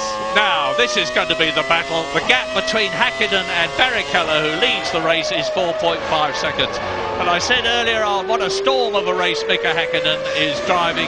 This is the man who won the Brazilian Grand Prix, who won in Spain, who won in Canada 2 weeks ago to take the lead in the World Championship. Here's the replay. See Alesi lock up his tyres. The glowing disc brakes of Mika Häkkinen's car appear on the right.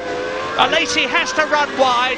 Häkkinen does the same thing, chops off Alesi in the process, and now Heinz-Harald Frentzen is right up with Alesi, who has lost momentum as a result of Häkkinen's passing move. Imagine that, you're doing 180 miles an hour, you're braking at something like 4G, 110 metres before the corner, and you're inches apart from another car doing exactly the same thing. We're going to take a quick break. We'll be back after these messages.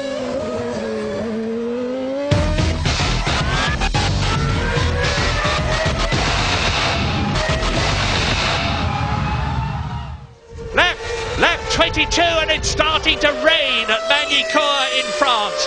The crowd are putting up their umbrellas, and Mika Häkkinen that you're looking at has closed the gap to Rubens Barrichello from 4.2 to 1.7 seconds. Look at the rain. They'll be in this lap for sure for wet tyres, and in fact those drivers further down the pack, like Eddie Irvine, are going to be in the pits a lap before the others, and I think that's going to give Irvine quite a big advantage. He's a long way back anyway from the leading pack, but that's a great timing for Eddie Irvine. But it looks as though they're not ready for him, Martin. They're in a bit of a flap in the Ferrari team. Yeah. Irvine just hit the rain as he came towards the end of the lap. Fisichella spinning around, that's how slippery it is, but I still think Irvine's better off waiting for tyres than, in fact, no, My not goodness, waiting he that is long. waiting. They're Look waiting at that, too long. 32 seconds. They just weren't This ready is for real panic. That's completely blown that advantage then. Now they've got a tip-tap.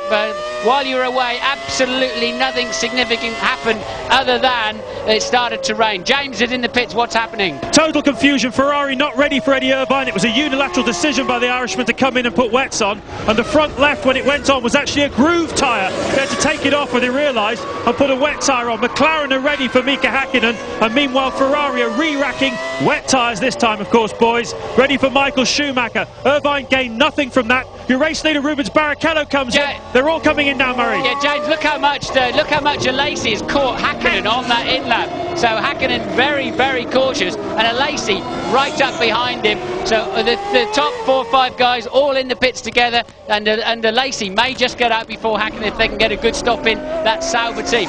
Steer odds, Murray. Absolutely, lap 23, and it's all going to depend on pit stops now. There is Heinz Harald Frentzen. He's got the wet weather Bridgestones on. Michael Schumacher there in the pits, and the Ferrari mechanics don't look much happier with Schumacher than they did with.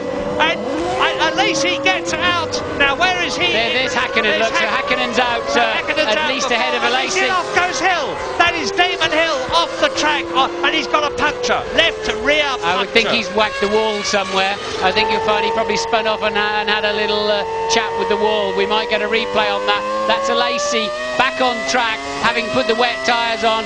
Now you see the spray coming off as the tyres lift bucket loads of water up into the sky, and a car creeping along. That's Damon Hill creeping along on the right-hand side. I think he will have gone off in Estoril corner. Louise, what's happening? I think what's happened there, as all the cars started coming in at the same time, absolute mayhem. Damon was coming down to exit the pit lane when one of the arrows came out of his pit garage at the same time. The two touched, and I think that's probably what's caused Damon's problem. Well, we've all been speculating about whether Damon will in fact retire before the end of the season. He was a very unhappy man when he failed to qualify and actually started the race 18th. After he had had 2 cracked exhaust systems and 2 different cars in qualifying, and this will not improve his humour one little bit.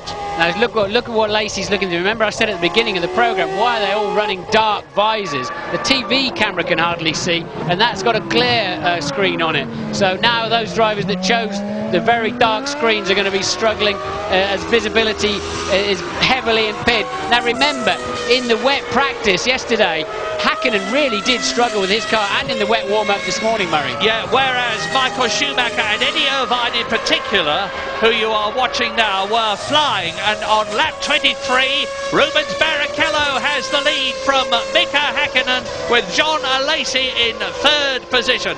So, things have turned good again for Rubens Barrichello in the white Stewart. We're looking at him now with Hakkinen behind him in these appalling conditions. This is exactly what it's like now. And if it's bad for Barrichello, just imagine what it's like for Hakkinen with those great roosters of spray being thrown up alongside him. And Alesi is in 3rd position. You're looking at the top 3 now, with Alesi closing on Hakkinen, Hakkinen closing on Barrichello. 4th is Frentzen, and in 5th position, Michael Schumacher ahead of Olivier Panis. What a race. That's a replay of Damon Hill's problem. Louise said there was a touch in the pit lane. That's where he got that puncture from. But Barrichello being extremely cautious in the lead of this Grand Prix. There's nowhere near as much standing water yet as there was in qualifying yesterday. So I don't see any signs of the aquaplaning that caused them so much problems. And for sure they will have lifted Hakkinen's car. And he certainly seems actually to be the happiest one of the front 3 at the moment. But there's a wheel gun in the pit lane. Where's that from? James, what's the news? Well, Murray, Damon Hill comes crawling in. I told you it was going to rain half an hour into the race. 31 minutes in, and sure enough, it started raining. Absolutely fascinating. Now, I was looking at the figures before, and one of the reasons possibly why Michael Schumacher couldn't keep pace with Mika Hakkinen was because he put a bit of extra wing on the grid. His straight line speed was 289 kilometres an hour compared to Hakkinen's 303 in the dry. He's got a wet setup, Martin, I think. Well, this could help him. This could help him. Michael Schumacher's in 5th position as you watch the first 2. Barrichello, and if it was hard for Hakkinen to pass Barrichello before, when he did so at the Adelaide hairpin, just look at what it's like now. now. You're looking at it from Lacey. He's spun. Lacey's spun. Off goes Sean Lacey. That's exactly where he went off in an earlier race years ago in the Ferrari. He's kept the engine going, but will he get out of the gravel? No, he tried to pull away too quickly. He's thumping the steering wheel. And Lacey should have just, so easily let that clutch out. To be honest, I think he was beached anyway. So Lacey having a harmless spin in terms of damage, but look how angry he is, and I do feel for him because there's not a lot you can do. It's the Chateau d'Eau, ironically, the water tower corner, and Lacey certainly found plenty of water there, didn't he? Shaking his head with a mixture of rage and frustration as Heinz Harald Frentzen moves up into third place, Schumacher into fifth. Here's a replay, and the Sauber just spins as though it was on safety car. Safety car is out, Murray. The safety car is on the track. They've declared that there's too much standing water, and they will now continue this race. They'll pick up Rubens Barrichello. There's waved yellows all the way around the track, so nobody can overtake. So Rubens may as well just back off now. His team should already have told him. They will have seen the safety car leaving the pit lane, so he may as well just calm it and make sure he doesn't have a silly aquaplane off the road. Well, this isn't going to make it any easier for Barrichello or for Mika Häkkinen behind him. That's the BAR team coming out, I should imagine, to get Jacques Villeneuve in from 10th position, as Oliver Gavin, our British Formula 3000 driver for the European team, comes out in the Mercedes-Benz safety car yet again. He's been out several times in races this year, and it's time, while they're out behind the safety car, we'll go to a break.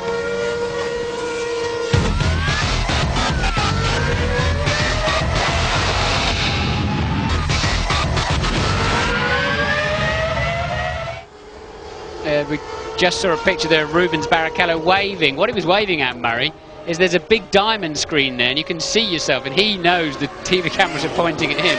So he was waving to his mum, I guess. He's a cool customer. That's a pretty far-fetched theory, Martin. No, I bet you, any money you like, ask him after the race. I bet you he was waving because he saw the diamond screen. Right, I believe you. Thousands wouldn't. But the race order on lap 27 out of 72. Behind the safety car in quite dreadful weather. I've seen as bad, and I suppose probably I've seen worse. Donington 1993, when I was talking about Rubens Barrichello earlier on, was just as bad as this for the whole race. But Barrichello leads. Mika Häkkinen there, who started down in 14th position, has brilliantly fought his way up into the lead, and now back where he is now. And that's a Williams off and a Benetton off. So I reckon now, just looking, I wonder if it's Fisichella and Zanardi, but I'm guessing it's Villeneuve and Wirtz have stopped in there. That's Wirtz's Benetton. They've obviously aquaplaned off the road. They're on wets, look, so they've aquaplaned off the road under safety car conditions because they've already made their pit stop. And we also know that Villeneuve stopped somewhere in the same area on the racetrack. Haven't picked him up with the cameras yet. We did see a second car in there. And so it's the BAR of Villeneuve. Now you can see it in the background. Yeah, Genet has gone off as well in the Minardi. So we're going to be down to 13 or 14 cars. There is Jacques Villeneuve's BAR. Louise, have you got news? Yeah, we've just seen a couple of cars go off. I'm down in the Stewart garage at the moment. Rubens Barrichello, saw him waving his hands. He's actually been on the radio calling to the team, telling them the car is virtually undrivable. It's just aquaplaning everywhere. He's asked for the race to be stopped, and Phil Stewart, I believe, has just gone off to see the race director to ask the very same thing. I hate smugly to say I told you so, Martin Brundle, but you didn't believe me, did you? I remember because it was identical to Alain Prost in 1984 at Monaco when he went across waving his hand to say stop the race when Ayrton Senna was bearing down on him in the Tollman. But if I was the race director, I'd be saying, okay, well, there's Genet's car. So but remember, those cars weren't behind the safety car, okay? They were playing catch-up, we saw Villeneuve making that extra stop for fuel. And at safety car speeds, I don't think there's any need to put the red flag out. And they can do. We had that here, I remember, in a French Grand Prix 3 or 4 years ago, where they actually had to stop the race for a period of time. We didn't have the safety car in those days. I don't believe there's any chance of aquaplaning off at these speeds, and they should just carry on as they are. Good news, that's Genet's car. Good news, it's getting much brighter now, and I'm sure you're right, actually, Martin, in all seriousness. The safety car will motor around until the rain eases. We'll know when he's coming in. Have you ever seen I've seen the safety car crash. That's when you know it's really getting bad. Then you have got a major problem. But I noticed that Heinz-Harald Frentzen just a few seconds ago was positioning himself very aggressively in third place behind Mika Häkkinen's McLaren. He's dropped back a bit now, but Frenzen's dander is clearly up. He means to get past Häkkinen on the restart of the race when the safety car pulls off. And you can see Michael Schumacher in the Ferrari has got Olivier Panis right behind him. We're watching Marc Genet's car being removed from the track. So that means that Johnny Herbert is retired, Deniz is retired, Coulthard is retired. We've seen Jean Alesi spin out. Now we've seen Genet and Wurz and Villeneuve, and Zanardi, for that matter, seems to be out as well. So it looks as though we're going to be down to 13 cars when the race restarts out of the 22 that originally took the lights. Yes, apparently Paul Stewart has asked for the safety car to slow down, but I still think those 3 cars that went off were playing catch-up to the snake behind the safety car. If they do happen to throw the red flags, and I really believe they won't, then the race will be in 2 parts. Poor old Jean Alesi, Murray. He was a half a lap away from the safety car coming out, so he'll be even more angry as he's trudging his way back to the pits. The eagle-eyed amongst you will have spotted that Damon Hill has rejoined 2 yellow Jordans up there, so Damon Hill, far from being discouraged, is back in the race, although he will be a lap or 2 laps down actually. But in this race, quite clearly anything can happen, and if you're there at the end, who knows, you could be in the points. Top 6 get points, 10, 6, 4, 3, 2, 1 for the 1st, 2nd, 3rd, 4th, 5th, 6th places. And Oliver Gavin in the Mercedes starts another lap, followed by Barry Keller. And of course, this is the way the Canadian Grand Prix 2 weeks ago finished, behind the safety car. We saw history made then. Let's hope we're not going to see it repeated here, because it would be a very early finish, and we would then be into the question of whether points would be awarded. If the race is finished at 75% distance, which would be 54 laps in this race, points are awarded. There are the McLaren mechanics, and here is the safety car. We're on lap 29. The counter keeps running. That is Tora Takagi in the Arrows, 13th position in for tyres and fuel. And a new nose. He's obviously had a trip through the gravel trap at some point. Barrichello's the leader of the race. If he wants to slow the safety car down, he can actually just slow down and leave a bigger gap. And eventually, Ollie Gavin will have to respond to that and slow down anyway. But the pace looks sensible to me. Eddie Jordan walking along the pit lane, wrapped in thought, wondering about Frentzen, his man, who has had such a brilliant season since he joined the Jordan team. 2nd in Australia, 3rd in Brazil, 4th in Monaco. He's only won 1 race, and that was for Williams the year before last, the San Marino Grand Prix at Imola. But Heinz-Harald Frentzen has reacted magnificently to being appointed by the Jordan team, and the German is actually equal 4th in the World Championship. And talking about the championship, Häkkinen is looking at the present moment with a 4-point advantage over Michael Schumacher of extending it if they stay where they are, because at the present moment in 2nd position Mika Häkkinen is on a potential 6 points, whereas Michael Schumacher is on a potential 3 points. But it really is early days to be talking about the World Championship for drivers, because we're on lap 29. We haven't even yet done half distance. The half distance lap is lap 36, and yet again the safety car fails to peel off and go into the pit lane, and therefore there's going to be another lap behind it. Yes, he's got to do a lap with his lights out, so see if he switches anything off as he goes over the line. I think if he does, it's a touch too early, frankly, but won't be too much longer. I'm pretty certain that they will restart this race under greens. The sky's clear. We're going to take a quick break before they do that.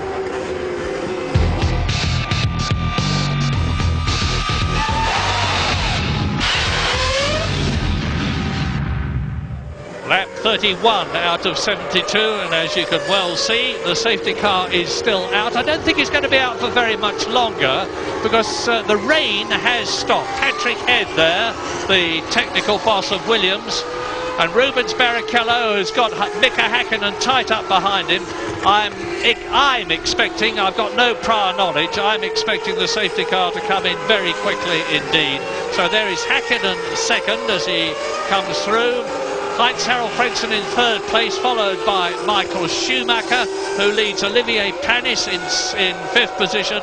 And Damon Hill has rejoined the race. He's 2 laps down. The blue car there is Jarno Trulli, who is 6th. Both the Prost in the points. Ralf Schumacher in the Williams is 7th. Fisichella is 8th. Look for Eddie Irvine. There he is in 9th position, in a very strong position to make up places, followed by Ricardo Zonta, because Villeneuve now in the BAR is out of the race. That's De La Rosa in the Arrows, Luca Badoa in the Minardi, just 2 cars after him on the order, Takagi and Hill, although Damon Hill is in front of him in this procession. Yeah, it's a tough afternoon now for Damon Hill. He's already explained to us that really he's struggling to find the motivation and performance that he wants, therefore he's retiring. And he's now a full lap behind the 13th place man, and 2 laps behind the lead. Is in treacherous conditions, and it'll be a big test of his motivation if he pounds round for this last 42 laps. A lot of pressure in the paddock, and this is something I dislike a lot about Formula One.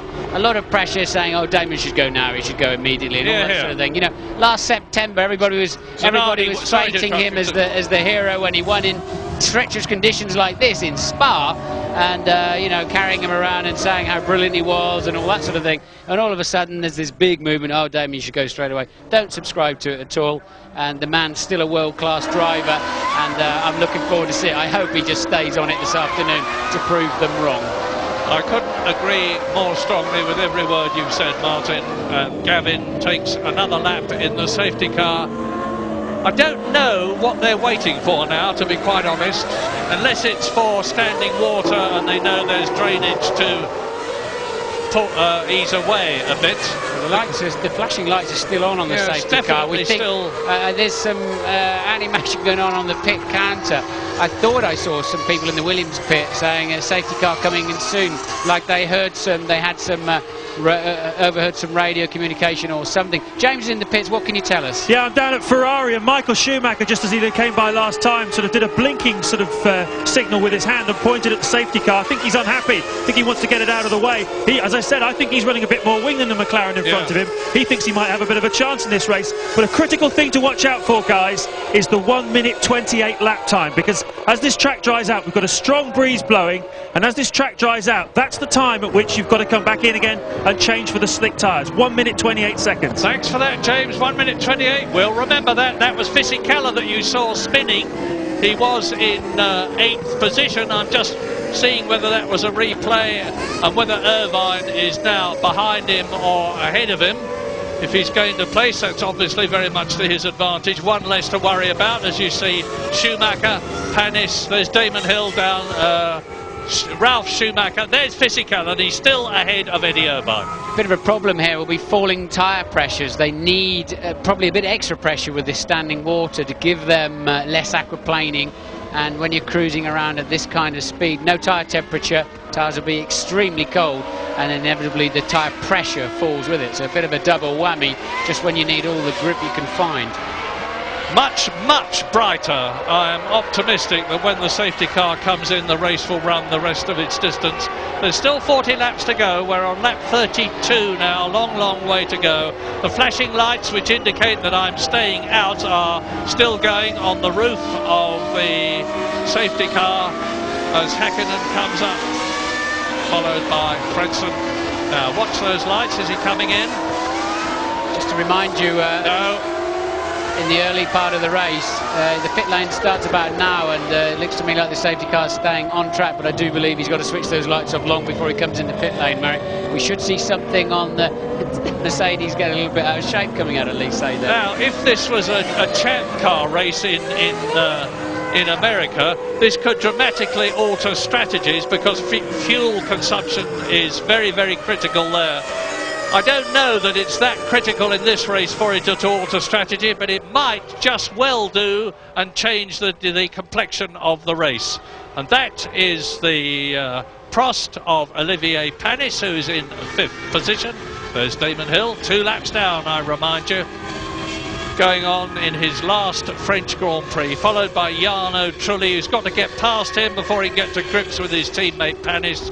That is Ralf Schumacher, and we're looking from the helicopter now as they make their way down to the Adelaide hairpin on this fastest part of the course, out of the Golf turn from Estoril. You can see what a very, very sharp corner it is. That's the one where Häkkinen has been so brilliant in this race. Yeah, it's been a lot of overtaking into that corner, really the main overtaking place of this circuit. There's a couple of opportunist areas further round, but just if you have joined us late, just to remind you that Johnny Herbert dropped out of the race early on with a gearbox problem, and Coulthard was screaming off into the lead and then had some kind of problem with the McLaren, we don't know, pulled over on the side of the racetrack.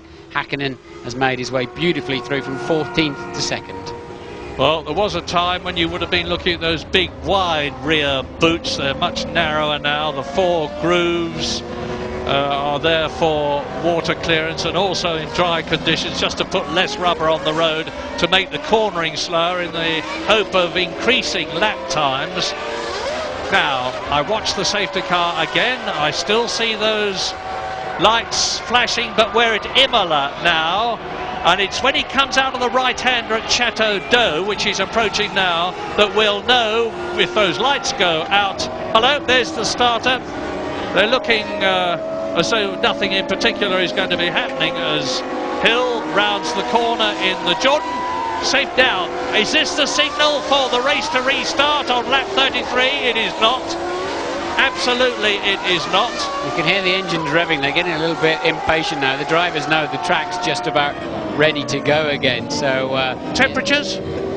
Well, they're just trying to spin the rear wheels up as much as they can. The engine temperatures now have no problem at this point. So no problem at all in terms of the cars overheating. They're moving along just fast enough, and the air's so cold anyway, just 15 degrees, that they won't have a problem with the engine or gearbox. Just they won't have enough temperature in the tyres. And Hill's retiring. Hill retiring from his last French Grand Prix. Is this going to hasten his retirement? It's the 5th time he's retired from 7 races. He's only got 1 4th place and 3 World Championship points to his credit in a very unhappy last season of Formula One. And I'm very, very sorry to see that and to say that. Well, after what we just said about him, I just so hope he hasn't just pulled in and pulled out of this motor race. And said that's enough. Down to Adelaide again. I remind you of the order, and make no mistake about it, when this race restarts, it is going to be a fizzer, because they're all tied up together, they all know the conditions, and the gaps have been virtually eradicated as the pit lane is being swept. Barrichello leading, Häkkinen second, Frentzen in the yellow Jordan, Schumacher is 4th, weaving and to keep his tyres up to temperature. Panis is 5th and Trulli is 6th. Only one constructor has got both his cars in the top 6 at the moment, and that is Alain Prost's team, French team in France, with a French driver and a French engine, and Ralf Schumacher is 7th ahead of Fisichella. Eddie Irvine is 9th, Zonta is 10th. There's only 10 seconds between the leader and the 11th place man, which is Pedro de la Rosa. Luca Badoa is in 12th position, and the one remaining runner now that Damon has retired is Tora Takagi. 22 started, 13 are still running. We're on lap 34 out of 72, so just under half distance. Now, is this it? I don't think so. Safety car lights are still flashing. All right, Martin. What's your guess? Why is it staying out so long? I think they just want to be extra cautious, really. But I have to say the track looks ready. Yeah, does he put the lights out on the safety car? Yeah, no, he doesn't at the moment. His lights are still on the safety car. I have to say, it looks like the track is ready, but we haven't got the benefit of being out there. No. And I'm not belittling their decision. These cars, these engines produce 800 brake horsepower. The cars only weigh 600 kilograms with the driver and everything aboard. That's an absolutely fantastic power-to-weight ratio, where obviously you can spin the wheels in normal circumstances. Safety car is in at the end of this lap, so they obviously agree with us, and you can see the drivers have been champing at the bit the last couple of laps. They know it's nearly ready to go. Okay, folks, fasten your safety belts. This is going to be it. The French Grand Prix, after a good few laps behind the safety car, is going to restart when Gavin pilots the silver Mercedes into the pit lane and Rubens Barrichello sees a clear track ahead of him. That's clearly not just to make the pit lane look tidy, that's for when their next pit stop happens. They don't want standing water. Easy enough to lock the wheels going into your pit garage of what is made up of 18 of your own mechanics. So mechanics very much thinking of themselves and their team there and clearing the standing water from the pit lane. Lap 35. Where is Gavin now? He's at the 180. He's still got to come up to Imola. He's still got to come up to the Chateau d'Eau. You can see, looking across at the skyline, that the conditions are visibly better than they were. It's infinitely brighter. The rain has well stopped. A lot of the water, by no means all of it, is on the track. And the lights are out. Now we're at Imola. The right, the left, now up to Chateau d'Eau. The right-hander. And Oliver Gavin gets ready to peel off and into the pit lane. Are you ready then? Because now the French Grand Prix is again. I can tell you, I would be so nervous. Now, Barrichello's now takes over the role of the safety car. Barrichello now has control, and he's going to back them all up, and then he'll scamper out of that last corner as quick as he can. There'll be plenty of spray, and there he goes. So Barrichello leads in. Nobody can overtake to the start-finish line, and they're through, but plenty of spray, look, and a lot of pressure on Barrichello. I can tell you, they're all super nervous on the restart of this race. So easy to make a small mistake and be sitting in the gravel trap. But Barrichello has the advantage. Clear track, no spray. Häkkinen is taking a faithful. So is Frentzen there in third position. Michael Schumacher is still fourth. I didn't see him behind the yellow door. There he is. Michael Schumacher still in fourth position ahead of Olivier Panis. And this is the half distance, lap 36 out of 72. As Schumacher challenges Frentzen and runs wide, loses momentum. Frentzen accelerates away. Michael Schumacher is on a charge. Remember what James Allen said? Michael Schumacher's car is set up for wet conditions with more downforce from the rear wing. This should help the German. Michael Schumacher challenging Frentzen. There they are. First, second, third, fourth. And Olivier Panis not so far behind in fifth position ahead of Jarno Trulli. Damon Hill is out of Trulli's way. Unfortunately, Hill in the garage, out of the race. And Rubens Barrichello leads at this half-distance point. That dark visor of his shining in what light there is here at Magny-Cours. Once again, Barrichello being particularly cautious, but hasn't stood him in too bad a stead this afternoon. He does still continue to lead this race, but Barrichello, quite a wise head on him now, but being super cautious, and if Häkkinen gets a sniff, I think he'll pass him easily under braking. Schumacher getting visibly worried. He wants to get past Frentzen. He can see that Barrichello and Häkkinen are going to pull away from him. Schumacher wants to win this race as much as anybody else does. He's dropped to second place in the World Championship. There is Michael Schumacher, and there is the gap. Barrichello, Häkkinen, and that Ford engine is really punching out the power. Yes, Häkkinen got well out of shape actually in the middle of Estoril. The problem he's got now is he can't actually see where he's going either, and you can see he fell back from Barrichello and then takes a lot of time out of him under braking. Barrichello super cautious. Häkkinen would have seen that, and well, if Michael Schumacher could only see where he was going, I think he'd be having a go at Frentzen too. Well, I think Rubens Barrichello is distinctly going to be in danger at Adelaide at the next corner, because Mika Häkkinen's prowess at that hairpin is awesome to watch, and I use the word advisedly. He's under the wing almost of Barrichello's Stewart car, and there is Frentzen behind him, Michael Schumacher. Curves like that, you've just seen them leading into this short straight.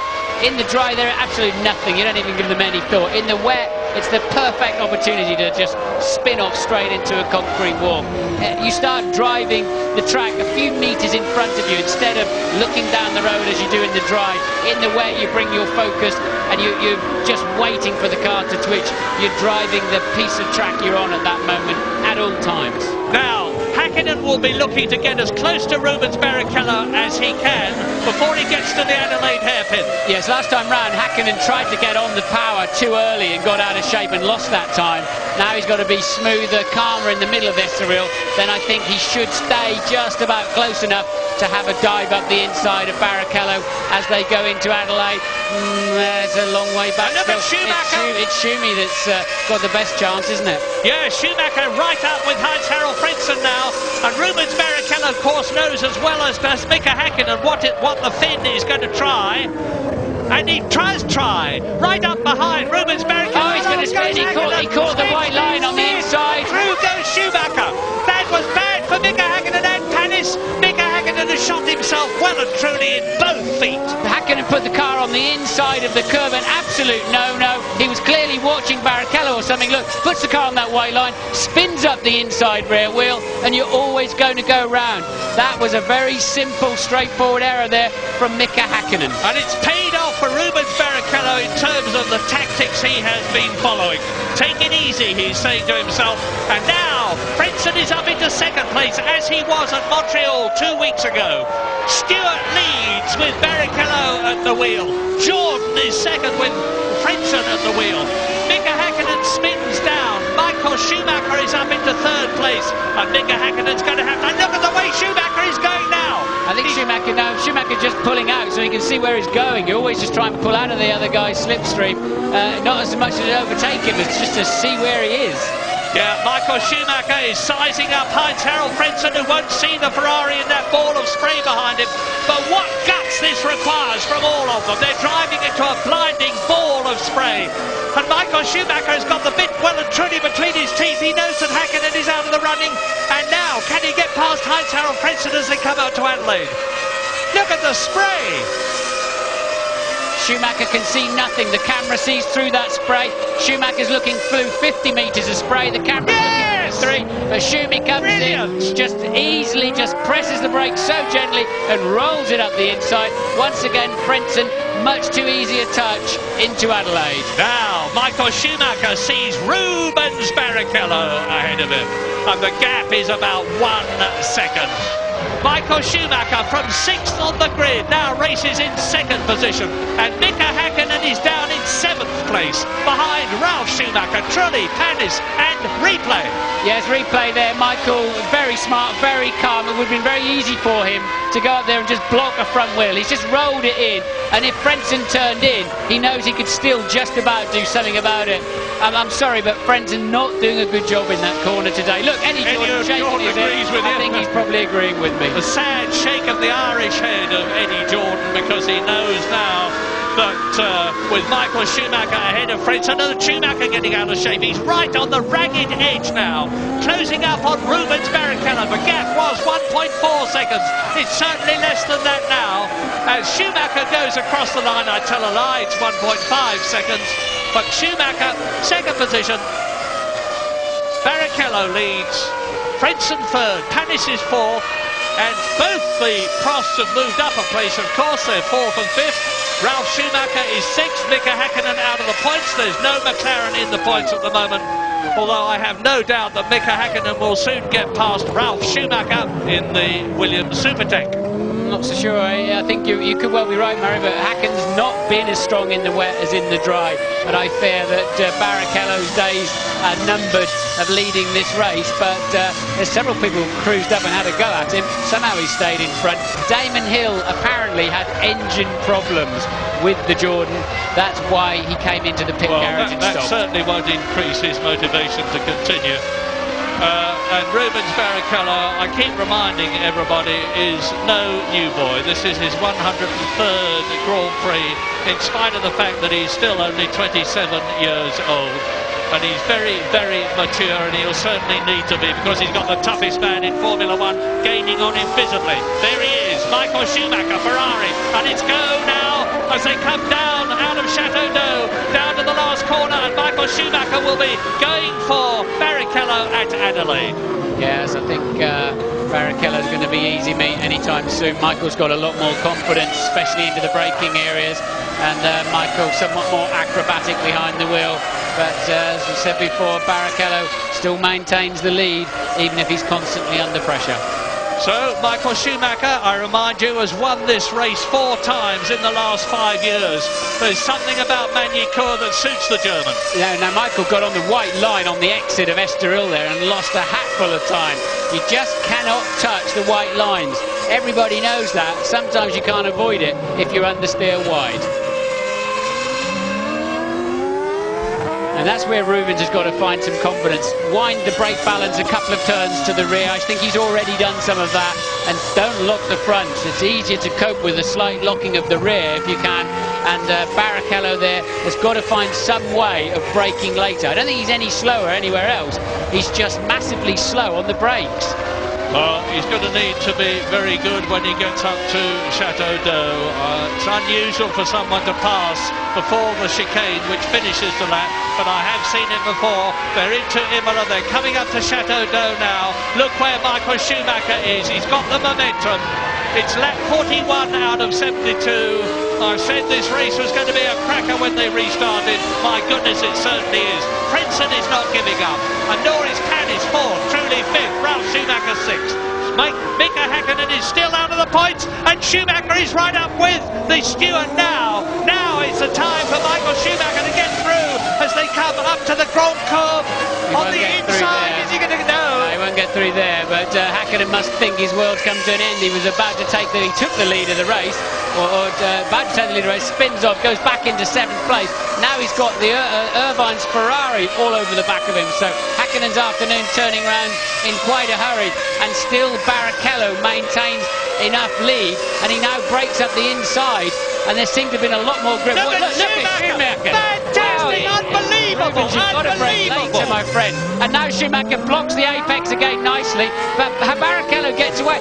It's almost like Michael was out of gear. It's like Michael was in the wrong gear. So Schumacher came in so deep, I'm not sure he really intended to arrive quite that fast. Look at that. Watch yourself, Rubens. Schumi running well wide. He seems to be under control. Then it's almost stationary. He's looking for a gear or something there. And Rubens comes back on the inside. Good Lovely stuff. bit of calm, composed driving from Rubens Barrichello. Yeah, but Michael came from 100 metres back or something. I couldn't believe it. But he's going to do it again. He's not going to give up. Michael Schumacher, push, push, push, looking for those 10 World Championship points. And look at Frentzen. Frentzen is still as close to Schumacher as he was before. And Schumacher's going to have a go again as they come down to complete the lap. This is lap 42, 30 laps to go. Canis is having a go at Frentzen for 3rd position. Michael also is quicker into the last corner, but he'd be crazy to take a dive there. He knows he's significantly faster than Rubens, and it's only a matter of time. So Michael patiently hanging around there, struggling to get traction out of that last corner, and Frentzen and Canis now closing in on the pair of them. I hate to remind the Jerry Myers that after the Spanish Grand Prix they were moaning and groaning and whining about dull Formula One. Then we had Montreal, and now we've got this. This is great motor racing. Now brake on the inside, Rubens. There's a lot more grip. There he goes. Look, yes, he's taken an unusual line where the tarmac is less used, less polished. You get an awful lot more grip there. Rubens just seems to have found that, and suddenly Michael didn't take as much out of him. Well, my hat comes off and my heart goes out to Rubens Barrichello. If he can resist pressure like he's getting now. And Eddie Irvine has got ahead of Mika Häkkinen, unseen by us. Look, Michael's got his wheel up the inside and Rubens is having to yield, but there's more grip around the outside, the go-kart line, and Rubens still somehow leads this Grand Prix. What incredible maturity. And Mika Häkkinen is in real trouble. He was right up at the front. He's now been passed by Eddie Irvine, who, as he did in Montreal, is really on a charge. He's in 7th position ahead of the McLaren. No McLaren in the points, one Ferrari Ferrari in the points, and the other Ferrari 1 place behind Jarno Trulli, who is 6th. That's Barrichello leading. Schumacher is 2nd. They're completing lap 43. That's Heinz-Harald Frentzen behind them. So it is Stewart, Ferrari, Jordan, and in the background you see the other Ferrari of Eddie Irvine. There's only 5 seconds covering the first 6 places. Now Michael's got to not let his car run to the outside white line. He's got to stay on the black stuff, and he just does it, so he doesn't lose as much on Barrichello this time. Can Barrichello repeat his better braking up the inside into Adelaide, or will Michael come at him? And here comes Michael, and this time Michael should make it stick. Yes, he does. Oh, marvellous by both of them. But Michael Schumacher showed the way and leads in France on lap 44. And now Heinz-Harald Frentzen has seen what his countryman has done. He'll be having a go at Rubens Barrichello now. So Ferrari leads, Stewart 2nd, Jordan 3rd, Prost is 4th, Williams is 5th. Here we go, Murray. Look, Michael coming again from a long way back, and he's just squeezing that brake pedal, not really even attempting to slow down in any big way. Rubens too tentative, and that gave Michael all the space he needed. Ring the bells in Maranello, because Eddie Irvine, there you see him, is in 6th position. He's in the points. He's past Trulli. He's right up behind Ralf Schumacher's Williams. The first 6 are in the same shot. That's the race leader. Now is Michael Schumacher with 29 laps still to go, 28 laps now still to go. Going to make it 5 wins from 6 French Grand Prix as Eddie Irvine on a replay goes ahead of Jarno Trulli up into 6th position. Nice move from Irvine, and suddenly the Ferrari's coming alive in the rain, and I think that was very well predicted by James Allen. They could well have put a wet setup on, gambling on that rain later in the race, and now they're absolutely flying. And this Schumacher boy seems pretty handy, Murray, doesn't he? Michael Schumacher in the wet is superlative. Remember that incredible win, the first Ferrari win he had in Spain, in conditions that were unspeakable, much worse than we've had today. And then he won at Monaco in the wet. Michael Schumacher, like Rudolf Caracciola before the war, is the German rainmaster, this time in an Italian car, but the skill is just as great as his previous great countryman. And Michael Schumacher is now pulling away, hand over fist, from Rubens Barrichello. And Heinz-Harald Frentzen is having a look at the white steward all the time, wanting that 2nd position, which Frentzen had in Australia, the first race of the year. So now Michael Schumacher's got to keep it quick, but he's got to keep it smooth, and he's got above all else to keep it on the island for 10 World Championship points, which would take him back into the lead of the World Championship. Mika Häkkinen is still only 8th. Yes, and Irvine, look at the back of this pack, look, crawling all over the back of Ralf Schumacher too now, so Irvine still very much on a charge, but now he's got a lot of cars to pass if he's going to make any impression on his teammate who's currently leading the race. But this is looking a bit sick for McLaren, both in the Constructors and the Drivers' Championship. Ferrari are already 9 points ahead of McLaren, despite Häkkinen's success at Montreal 2 weeks ago, and Eddie Irvine only being in 3rd position there, and Michael Schumacher out of the points. Ferrari are back here, but I remind you, there's still a long way to go, and we've seen what can happen in this race already. There is Irvine, and ahead of him, behind the Prost there of Olivier Panis, that's Panis, who is in 4th position rounding Adelaide. Behind him is Ralf Schumacher in the Williams, who's driving another fine race, and Eddie Irvine is in the Ferrari behind the Williams. And Ralf Schumacher has already had 4 points positions this year in the Williams, which is much slower than some of its rivals. It's got a less powerful engine, but Schumacher is making the most of the experience that he now has. I'm talking about Ralf Schumacher in his 40th Grand Prix, and he's not only staying ahead of Eddie Irvine, but he's right up behind Olivier Panis's blue Prost. That is Ralf Schumacher. He is in 5th position. And actually, in these wet conditions, having less power is not going to be nearly as much of a disadvantage as it would have been if it had been a dry race. It's all about drivability now. It's all about how the power delivery comes from the engine, how flat is the torque curve, and how smoothly you can get some kind of traction down onto this racetrack. Meantime, up at the front of the race, Michael Schumacher, having taken the lead, has now increased it to 5.5 seconds. Between Barrichello, who is second, and Eddie Irvine, who is in 6th position, there is only 3 seconds. That's how close a race it is. As you look at Barrichello in the white car, Frentzen, who is 3rd in the yellow car, Schumacher accelerating away from the Adelaide hairpin. Prost, Schumacher, Ralph and Irvine. 4th, 5th, 6th. Schumacher's going for it. Yes, and Ralph there all over the back of Panis, so Panis getting a particularly poor run out of Adelaide hairpin, having to go and defend his line, but still made it down to Nürburgring chicane first. And Eddie Irvine, and with Häkkinen now reclosing on Irvine, as you can see. Yeah, Mika Häkkinen taking advantage of the fact that whilst Olivier Panis is going very quick, I've got little doubt that Schumacher, Ralph would pull away if he could. Louise Goodman's got some news. I'm standing here with Damon Hill. Damon, bad into a bad weekend for you. Pretty typical this season, unfortunately. But that's the way it can go, and you know. No, I don't really have anything to complain about. I have just a lot of bad luck, but also didn't perform as well as I'd liked either. So bit of a shame, because actually in the race I think we could have maybe clawed our way through to do something, but because I made a good pit stop at the right time, but then it went pear-shaped when an arrow's punctured my tyre. And you're now saying that this could be your last race for Jordan, is that correct? It may well be, yes. There's some deciding to be done about Silverstone.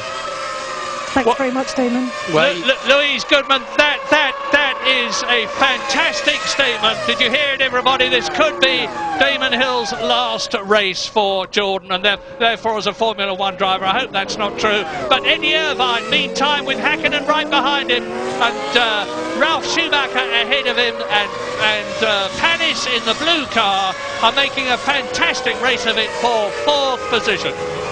Go and talk to him, Murray, after this race. He's got to go to the British Grand Prix. Go and have a word with him, for goodness sake. There will be tens of thousands of, I use this phrase advisedly, broken-hearted people if Damon decides he doesn't want to drive at Silverstone. I do very sincerely hope that he will, well, maybe he hasn't made his mind up yet, but I'm sure he will think of the fans. They have supported him so magnificently over the years. We're on lap 48 in France. Michael Schumacher is way out in front now. You see the word Mika on the car there. That's because of the cigarette advertising rules here in France, and they've got drivers' names on both of the McLaren and various other situations on the teams. Olivier Panis is a bit of a roadblock at the moment. You can see the way everybody is closing up. He is understandably refusing to yield because he wants to catch and get past Heinz-Harald Frentzen. But behind Panis, there's this string of cars now. Panis is 4th, Schumacher is 5th, Irvine is in 6th position. There is the Ferrari. In 7th place, it's Mika Häkkinen, who can't do anything about Eddie Irvine. And Mika Häkkinen would really welcome that 1 World Championship point. It could make all the difference to the championship at the end of the year, at the Japanese Grand Prix at Suzuka on October the 31st. But Eddie Irvine is going to be a mighty difficult man to pass, because he will know that point that he could retain if he stays ahead of Mika Häkkinen would help not only him but Ferrari in the Constructors' Championship. Both the Ferraris are in the top 6 at the present moment, and that is the only constructor that is. Wow, 12 cars left. Of them, 11 are on the same lap. All 12 are on the same lap now. The retirements, in order of retirement, are Johnny Herbert out on the 3rd lap, then Deniz. Coulthard went out when he was in the lead. Alesi went out when he was 2nd, spun out in the wet. Genet and Wurz went out because they had problems in the wet. Jacques Villeneuve has retired, so has Zanardi. Another bad race for the Italian. Damon Hill into the garage and out of the race. Is he out of Formula 1? Giancarlo Fisichella has retired the Benetton, so neither of the Benettons are going to finish this race after they'd shown signs of a renaissance when Fisichella finished 2nd in Canada at Montreal 2 weeks ago. This is lap 50. And the Ferrari mechanics are coming out. Now, I presume it's for Michael Schumacher because Eddie Irvine wouldn't. But James, what's the news? James? The Ferrari, yeah, a lot of activity down here in the Ferrari garage. Irvine's going to come in first. I told you before that the changeover was around the 1 minute 28 mark. We're still around the 1:30 mark in terms of lap times. 1 minute 30, that is. So it's difficult to say what's going to happen here, but Irvine seems to have a set of rain tyres ready for him. But Michael Schumacher's mechanics are getting a set of dry tyres ready for him. There's an awful lot more racing to come here, guys. Wow, dry tyres. Martin? Well, look, I mean, he's all over the place on the wets. They're clearly overheating now. They operate, the rubber of the wet tyre is designed to operate in much cooler temperatures. And in fact, you often get more grip with a wetter track than this, than in these kind of sort of half wet, dry conditions. You'll see the back end of the car sliding as Michael tries to get some traction. But I wouldn't want to go on slicks yet. These new groove slicks are much harder than they used to be. You always have to wait that little bit longer. I'd have said there's way too much water on the road at the moment for slicks. I know when you took the King of Spain out in the McLaren two-seater, you said to the Bridgestone technicians you'd like some softer tyres, and they said you've got the softest one there are already. No, they said you've got the softest one we're going to give you, buddy. But that's in comes the Ferrari. Yes, that's Irvine in the pits, and as James has already pointed out, he will go on to wets. Barrichello there flashing through your picture in second. Frentzen, Ralf Schumacher, Olivier Panis, and now Hakkinen takes over 6th place because of Irvine's pit stop. Hakkinen up there in the final points position at the moment. Decent pit stop there for Irvine. Another set of wets. Off he goes. They heat them to about 50 degrees centigrade as opposed to 80 or 90 for the... That's bad news for Irvine. He's going to go straight out into some traffic, but or behind a BAR, but they heat them to 50 rather than 80, and that's Hakkinen having a go down the outside of, must be Panis, yes? Yes. So Hakkinen trying, obviously now finding a bit more confidence and grip and starting to come back again. Yeah, and Ralf Schumacher is still in 4th position as Hakkinen goes through on the inside. Panis has to yield when he's got a whole of a McLaren alongside him. So Mika Hakkinen is now up into 5th position. He was 7th, and then there's a replay. He was 7th, but then into the pits came 6th position Eddie Irvine. Upper place goes Mika Hakkinen, but as I've said before, it's a bit of a false dawn because Hakkinen has still got to come in for his second stop. Yes, I think most of them have that he's racing against, but it's quite clear, isn't it? Hakkinen, either Hakkinen or the McLaren is more at home, or indeed both, as the track dries out again. Absolutely, and it could be the McLaren, because we know from James that Michael Schumacher is on a wet setup. And what's happened to Michael Schumacher, look, he's suddenly got Barrichello right behind him. Yeah. So has something happened to Schumacher we haven't seen yet, or has he got some kind of problem? I suspect he's locked a brake somewhere or whatever. Has he done a slow? Yes, he's done a very slow midsection. I think you'll find Schumacher's been off the road somewhere, so hopefully we'll get a replay of that. Now he's got to rebuild that lead. Yeah, we've seen him go off the road and recover before.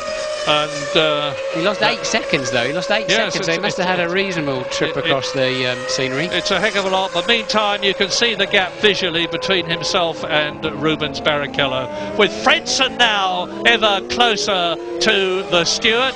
In 3rd position, Heinz-Harald Frentzen. Ralf Schumacher just a second or so behind, and Mika Hakkinen can see an opportunity now to gain places, but very soon the rest of the leaders will be coming in. We're on lap 52 now, and this is a 72 lap race. Remember the long haul that we have had behind the safety car. I don't think the race is going to anything like 2 hours as a result of the safety car being out. In the 2 hours is the maximum that they will be allowed out on the track, and if the race looks like going longer than 2 hours in order to do the full planned race distance of 72 laps, it would be stopped at the 2-hour mark. So Michael Schumacher leads on lap 52 with 20 laps to go and another pit stop to go. And whatever he did, he seems to be recovering from, because the gap was 0.8 of a second. He's now into his 53rd lap, and the gap is 2.3 seconds. As in comes Ralf Schumacher from 6th position in the Williams. He lost a place, you will recall, to Mika Hakkinen. And now on go another set of wets, of Bridgestone wet weather tyres. The first little turn of the wheel you saw before Ralf got away properly is as he selects first gear, and it all clunks in and gives the wheel a quick spin despite him having his left foot on the brakes, and that's Ralf making a decent pit stop. Well, if the Ferrari team get the pit stop wrong, and I don't for one moment expect they will, they are very, very good indeed. It's going to be nip and tuck between Schumacher and Barrichello, assuming that Barrichello's pit stop is a good one, because there's still just about 2 seconds between them. Michael Schumacher leading in the Ferrari on lap 53, and you can see the gap is actually increasing. Here he is. Yeah, Michael clearly has got a faster car, but he must have made a mistake. Judging by how tentative he was into Adelaide next time around, I suspect he went skating past that to lose his 8 seconds in the middle of that lap. But now you see him struggling for grip as the rear tyres beginning to overheat, and Häkkinen looking menacing again. It's odd in this age that we haven't had a replay if they caught it, because it would have been something quite dramatic. Anyway, he's now into his 54th lap, he being Schumacher. Look at the battle for second behind him.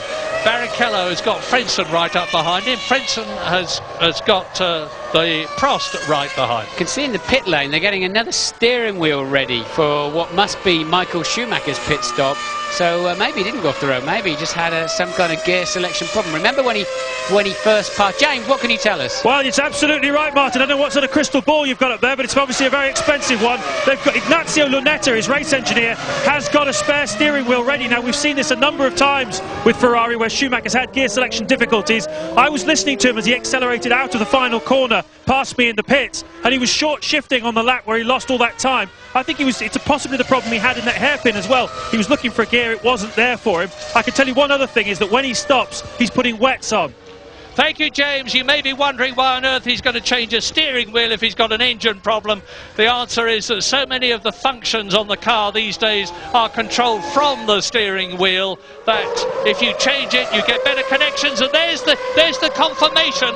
The new wheel, it'll only take a second or so to slot into position. He won't lose any time on top of the fuel stop and the tyres. And now look at Frentzen with Mika Häkkinen right up behind him. They've just scrambled past Tora Takagi. Rubens Barrichello did so better, as a result of which there's a gap. And that's Irvine. That's Irvine off the course. He was in 8th position. And into the pits comes Michael Schumacher. Now, let's watch him Eddie stop. Irvine took 7 seconds. He's got, I assume, I don't wonder if the engine stops if they change the wheel. No, it doesn't. They've got that one off to a fine art, haven't they? Does he? I don't think they have to restart the engine. Michael's got it on. He says, yeah, it's fine, let's go. Oh, no, the engine's not running. Not go. Oh, no, yes. It took a while to get, some kind of gear. So Michael with 13 seconds. He's lost 6 seconds, Martin, on that stop compared with Eddie Irvine. So now the race leader is Rubens Barrichello. And this is for second. This is for second, Murray. Look, Häkkinen with a chance up the inside of Frentzen. He's getting a bit wiser now as the race goes on.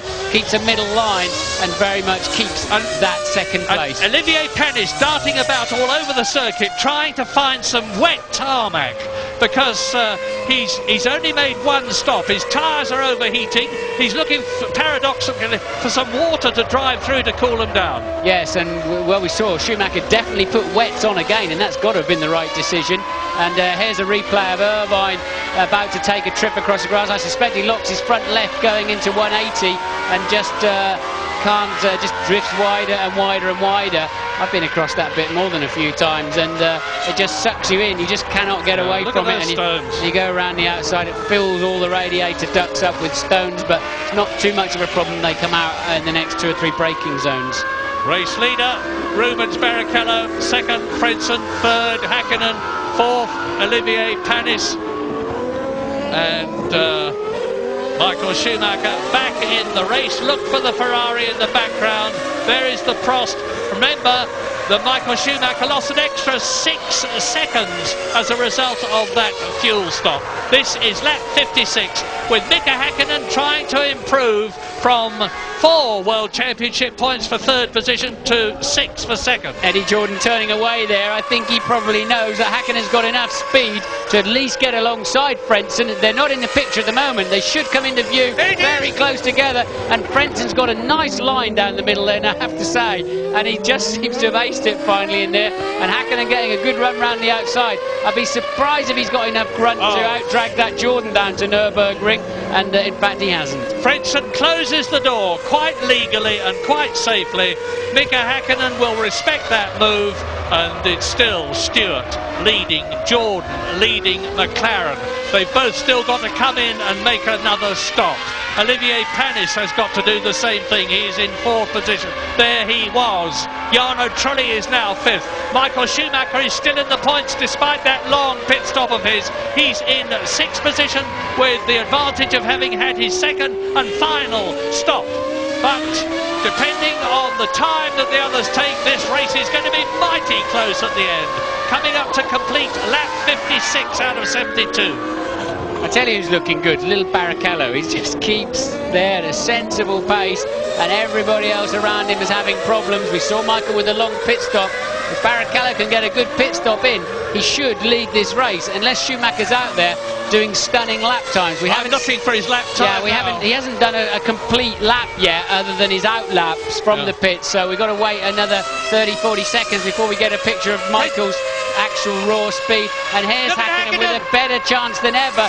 Oh wow, getting right up underneath his gearbox. Frentzen now is trying to pinch him, and look at that. Hakkinen didn't have enough speed. And Heinz Harald, that was magnificent. He's gone deep. He's gone in too deep. Heinz Harald Frentzen, I was just going to say that's magnificent, but Mika Hakkinen was even better.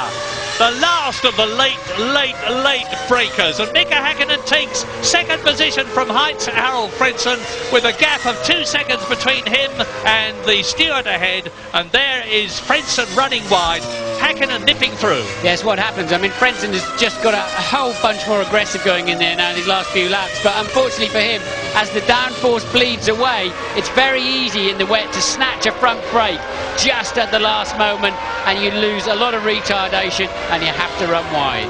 Well, Hakkinen is marginally quicker than Barrichello at the moment. We don't know if Rubens has got anything in reserve, but here they are, 1st, 2nd and 3rd. We've got to leave for a few moments. We'll make it as short as possible. Be back soon.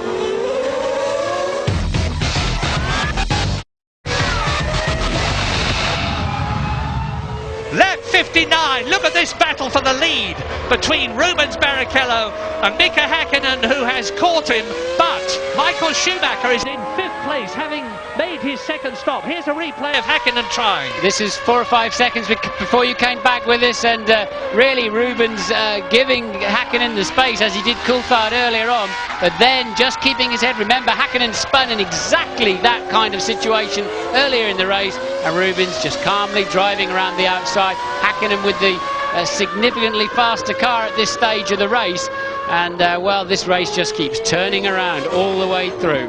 Yeah, and watch Heinz Harald Frentzen. You'll see the yellow Jordan in a moment. He's not giving up. Behind him is Jarno Trulli, who is yet to stop. Olivier Panis is down into 7th position from 4th, but he's had his 2nd stop. Race order now as you watch this battle. Barrichello leads Hakkinen, Frentzen 3rd, Trulli 4th, and he's in the pits. Michael Schumacher will go up to 4th position ahead of his brother, Ralf Schumacher. Right, Hakkinen got a better drive through the middle of Estoril, and that's going to get him in front of Barrichello long before the braking area. Lovely. So Hakkinen takes the lead. Michael Schumacher's speed, remember he had a 13-second pit stop, didn't really come out and set the world alight with his lap times as Hakkinen defends that lead. Barrichello's still getting a nice drive out, but no way he'll get back at Hakkinen from there. And can Michael Schumacher go fast enough to make up for that slow pit stop and end up back in the lead of the race when it's all shuffled through and everybody has stopped? Well, Heinz Harald Frentzen was actually the fastest man on that previous lap, as Hakkinen charged up alongside Barrichello. Yes, I think these two slowed each other up a little bit as they had to wait, and it would be very easy to lock a wheel here and just run into the other car. So Hakkinen quite cautious from this point on. He's got the corner, and then he actually is very, very cautious. He's probably a bit nervous of that white line again where he spun. He goes round the outside of it, and Barrichello says, well, I'll have a go, but he hasn't got enough speed or advantage to get ahead down into Nürburgring chicane. And this is Michael Schumacher, currently running 5th, but he has already pitted. Yes, and he's only 5.7 seconds behind Mika Hakkinen, in spite of the fact that his pit stop was 6 seconds longer than his teammate Eddie Irvine, who is now down in 8th position. As we ride with Frentzen, look ahead, and you'll see Barrichello's car ahead of him. You can see Mika Hakkinen's car. We're with the 3rd placed Jordan of Heinz-Harald Frentzen, well and truly in the points again. And off goes De La Rosa in the arrows, and he is down in 11th position. Well, as he kept his engine running, it's very difficult. This is what happened. Frentzen came up alongside him. Oh, look, that's a problem for Frentzen. He can't get the thing to change down. Look, he's stuck in a higher gear, and now he's got it on the cam and he's away. But has he got any gears?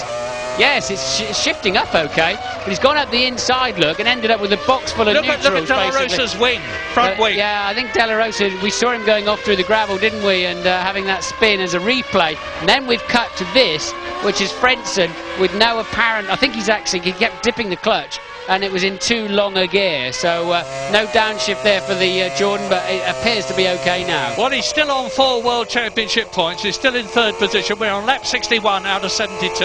Mika Häkkinen in the lead, 2.7 seconds ahead of Rubens Barrichello. Heinz-Harald Frentzen seems to me as though he's still got a problem. No, it's changing okay now. It's doing all the normal things now. I think it's just so slow because there's so little grip, but that arrows is not doing him too many favours. The arrows goes in the pit, so that solves that problem in a hurry, and Frentzen appears to live for another day.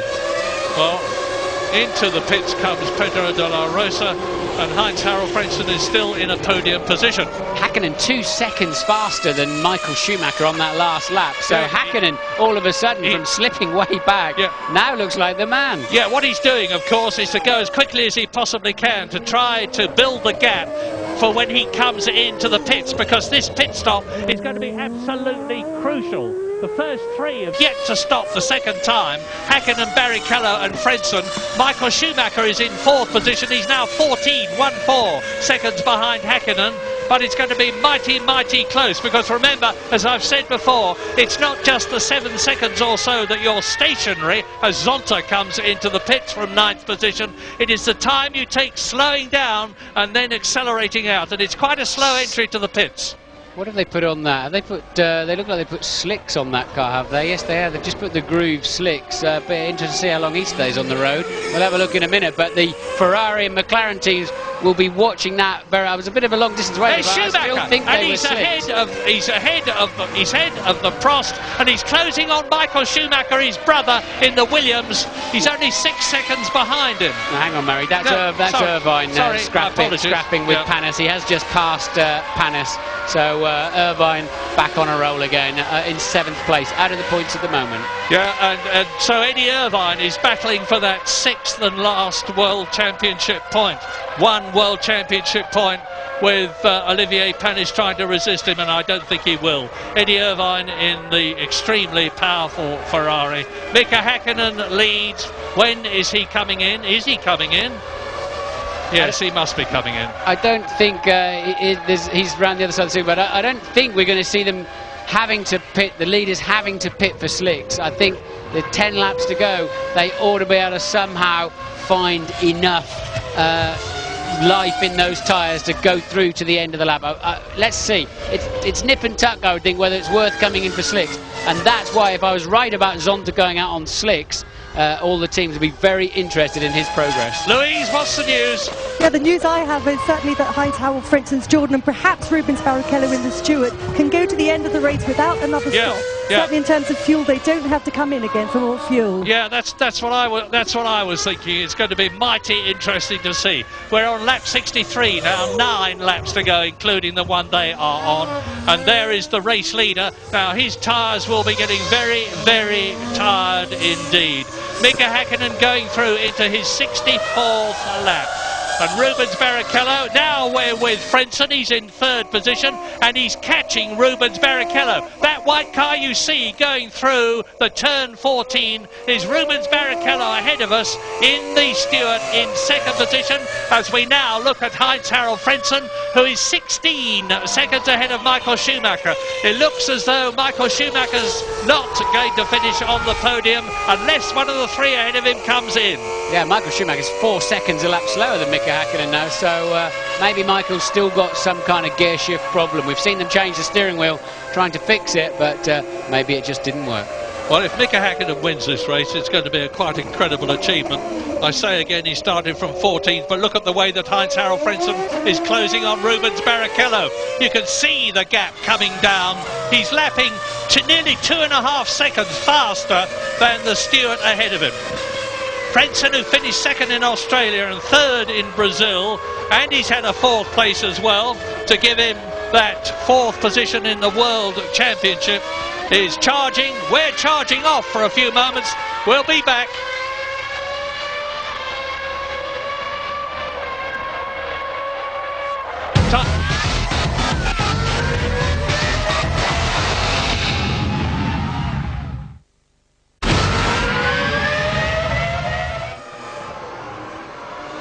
Sensation at Magny-Cours. Welcome back. Listen. Yes, Barrichello's just made a pit stop, and so has Mika Häkkinen. So Häkkinen, I believe, it's all just shaking out as we talk. Häkkinen has been in the pits, and now you see Häkkinen coming in for a late splash and dash. They changed the tyres, and it seemed a pretty good pit stop for a while for Mika Häkkinen. Then he seemed to take an eternity to pull away. Got it into gear, look, and then had to wait another couple of seconds before actually pulling out. And Heinz-Harald Frentzen now leads this Grand Prix. So Frentzen beats him out of there. You see Häkkinen rejoining the racetrack. Frentzen leading, and in the background you saw Barrichello making his pit stop. So once again it's all turning around, and the Ferraris come into play again. And we're on lap 66 out of 72 in this incredible race. Mika Häkkinen is into the pits and changed, and as a result of that, Heinz-Harald Frentzen leads. Rubens Barrichello is second. Michael Schumacher there is in 3rd place, ahead of his brother Ralf Schumacher, with Eddie Irvine in the points in the 2nd Ferrari. It's absolutely mega in the closing stages at Magny-Cours. And look how close they are. Barrichello, he's second. Schumacher third. Ralf Schumacher 4th. Oh, Ralf misses his braking point and goes across the green tarmac there. That used to be all gravel. They make it too easy for these drivers these days. You should have poles in there with He spikes. won't suffer. Yeah, he won't suffer at all. In fact, it looked a bit quicker, didn't it? Yeah. So Ralf stays on track. It's Frentzen leading actually from Häkkinen. Barrichello is third. Will Frentzen have to stop for fuel? Has Häkkinen got the speed to catch and repass Heinz-Harald Frentzen for the umpteenth time this afternoon? Who is on lap 67, then 68, 69, 70, 71 and 72. It's going to be a mighty, mighty close finish. As you look at Ralf Schumacher in the Williams, ahead of Irvine, behind his brother in the Ferrari. Well, this has been a quite incredible French Grand Prix, no matter what happens from now on. And Ralf Schumacher's driving another fine race. He's only just off the podium. He could still end up on the podium the way things are going, because I would be moderately surprised if they all finished. Well, there is a replay of Ralf Schumacher taking to the concrete, not the grass. But he doesn't suffer because he didn't actually have an advantage. He didn't pass anybody as we rejoin Heinz-Harald Frentzen, who is now on his 68th lap. Identical lap time to Häkkinen on that tour, and they're 2.3 seconds apart. You can see for yourself now, 2.369, so nip and tuck. Louise, what is it? I can tell you that Frentzen is definitely not coming in. Frentzen not coming in again, so provided he keeps it on the black stuff, looks like he's going to win this race. Well, let's not count our chickens before they're hatched, especially for Eddie Jordan. Jordan have only won one Grand Prix since they started in 1997, and that was Damon Hill, who won magnificently in Belgium last year. And Frentzen is getting a bit agitated. He's coming up behind Luca Badoa in the Minardi, who's in 10th place, and he goes through now. Well, he's ahead of him now. Now Mika Häkkinen has got to do the same thing.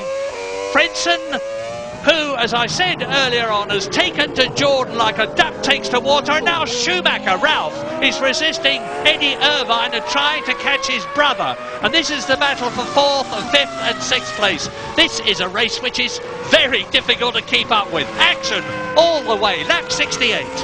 Yes, and remember how much time Frentzen lost when he had the wrong gear in the hairpin, when the car wouldn't downshift properly. So Frentzen, at some point or other, Jordan had made a very smart move during that safety car period of tanking up their car, filling it up with fuel, and that's put Frentzen in a very strong position, and he's just pulled another second away into the lead. His lead's now 3.2 seconds. But Martin, why isn't Michael Schumacher getting away from his brother in the far less powerful Williams better? Well, I think Michael's carrying some kind of problem. Remember, they changed the steering wheel. We know he lost 8 seconds on one lap or whatever, and ever since that point of the race, Michael's not really been in any kind of shape in terms of lap time. Irvine looking to get past Schumacher Ralph, and if he does so, it will help Michael Schumacher, because Eddie Irvine won't finish in front of the German. You can be quite sure of that because of team orders. So if he could get ahead, he can protect the gap between himself and the Williams. So we're on lap 69. Frentzen is leading Häkkinen in this 72-lap race by just over 3 seconds. Barrichello is in 3rd place. You're seeing the battle for 4th, 5th and 6th between Michael Schumacher Ferrari, Ralf Schumacher, there he is, Eddie Irvine, there he is, out of Adelaide. That's a pretty tense battle, isn't it? Ralph's going to be rather nervous of locking a brake and slamming into the back of his brother. They have run into each other before at the Nürburgring, but clearly Michael, I think, is just about the slowest of those three, actually, and Irvine the latest on the brakes, so there might be a few tears here in these last few laps of the French Grand Prix. And meanwhile, Frentzen looking very, very strong up front. I think he's going to take another second out of Häkkinen on this lap. So Frentzen, if Louise is right, and I'm sure she is, he's not stopping again, he is very much sailing towards a win for Jordan. Well, the gap between Barrichello and Michael Schumacher is only about 4 seconds. Incidentally, when Martin was talking about the Nürburgring, that was the Nürburgring in Germany, not the Nürburgring corners here. The corners here are named after different circuits. Oh, yes, and Eddie Irvine goes through. Eddie Irvine goes through. Very, very cheeky, but it is possible. He just proved it. But Ralph's the one who gets the grip out of the corner, and it didn't count after all that. But a typical Irvine move. Eddie Irvine has given notice to Ralf Schumacher, but he wants that 5th position, which he had momentarily. Here he goes on a replay, dives through on the inside of the Williams, closes up on his teammate Michael Schumacher, and then Ralf pays him back. Yes, you can have it on the way in, or you can have it on the way out. You can't have both. And which Ferrari is that? That's Ralf going down the outside of Michael. So Michael definitely got some kind of pace problem. Can Ralf find some traction and get ahead of Michael? Yes, he can. He's going to beat Michael down to the Nürburgring chicane. Something wrong with that Ferrari. Yeah, that'll be an aftermath of this. And now Eddie Irvine has just got to maintain station. This will enable Ralf Schumacher to pull away in that 4th position and consolidate it. Eddie Irvine's going through. He's not allowed to do that in his contract, is he? He won't be allowed to do that, for sure. I don't know. It's not inconceivable that well, it doesn't make any difference to Ferrari, of course, whether Schumacher finishes 5th or... Oh, yes, Irvine. It does. Yes, it does. For the World Championship, Murray. I mean, they'll be wanting Michael to get maximum points in the squabble. I withdraw, you're right. With Mika on that, but Irvine cheekily coming up the inside of Michael. He'll be getting the call in a minute. Well, now, stay away, because he has to contractually. Yeah, we haven't lost sight of what's happening at the front. Frentzen is on his last lap but one, and he's 5 seconds ahead of Mika Häkkinen. It looks as though we are indeed going to see a famous and incredible second historic Jordan win in Formula 1 here at Magny-Cours in France in 1999. Heinz-Harald Frentzen is on lap 71 in the 72-lap race. He's increasing his lead over Mika Häkkinen. Mika Häkkinen would be very disappointed to lose the win, but he's going to finish ahead of his World Championship rival Michael Schumacher and thereby increase his lead in the World Championship. Well, is this going to rub salt in Damon Hill's wounds or what? If he did pull out of this race like he was suggesting, and it is his final race, just to add very much insult to injury, Frentzen looks like he could well win it in the same car. And look, Irvine is... we're with Frentzen now.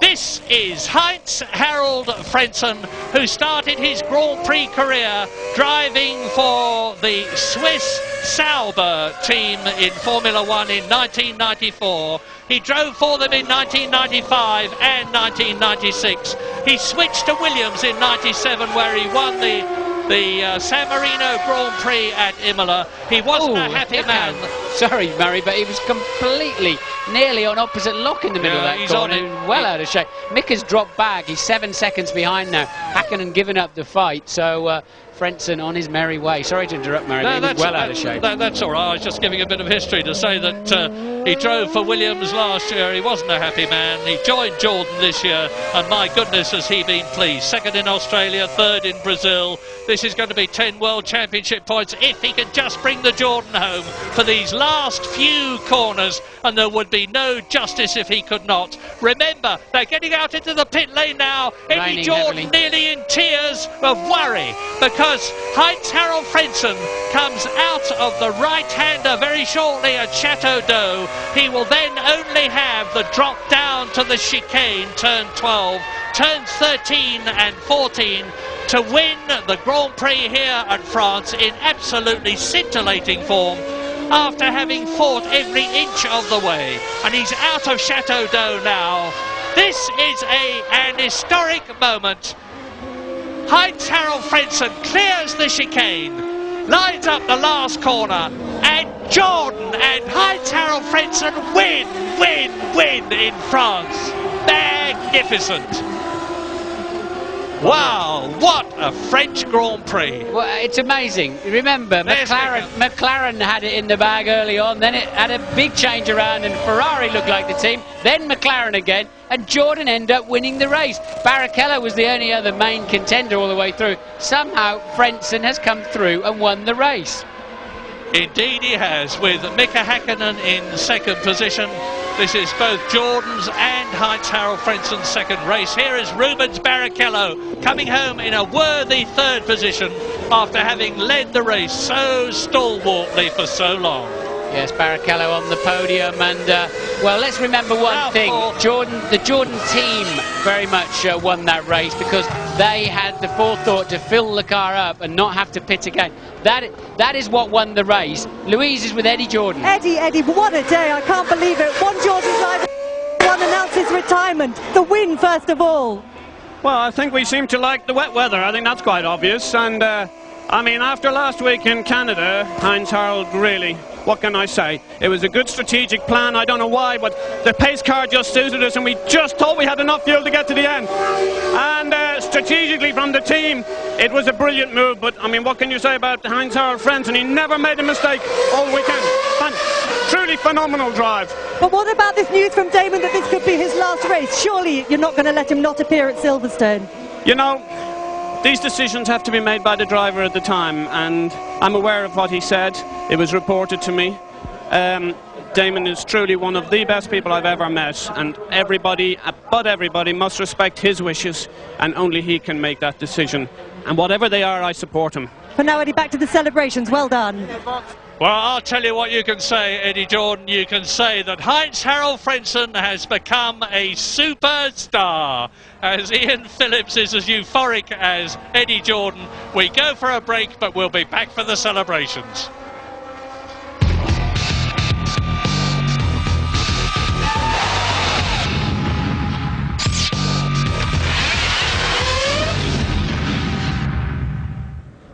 Well, one of the ambassadors of Ireland, His Excellency Edmund Jordan, has welcomed his driver, Heinz Harald Frentzen, home as the winner, a brilliant, very worthy winner of the French Grand Prix. His second career win after winning the San Marino Grand Prix for his previous team, Williams.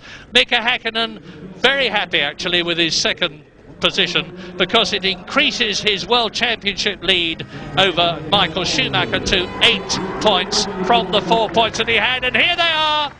Winner Heinz Harald Frentzen, third position Rubens Barrichello blowing a happy kiss to one and all of us as he walks off with Mika Hakkinen's arm around him. Well, Martin, I'm almost at a loss for words. Fantastic race. It was up and down, wasn't it? It was McLaren, then it was Ferrari. Barrichello there all the way through, and the Jordan team really pulled this one off with that pit stop strategy and getting enough fuel in the car, and Frentzen making it stick.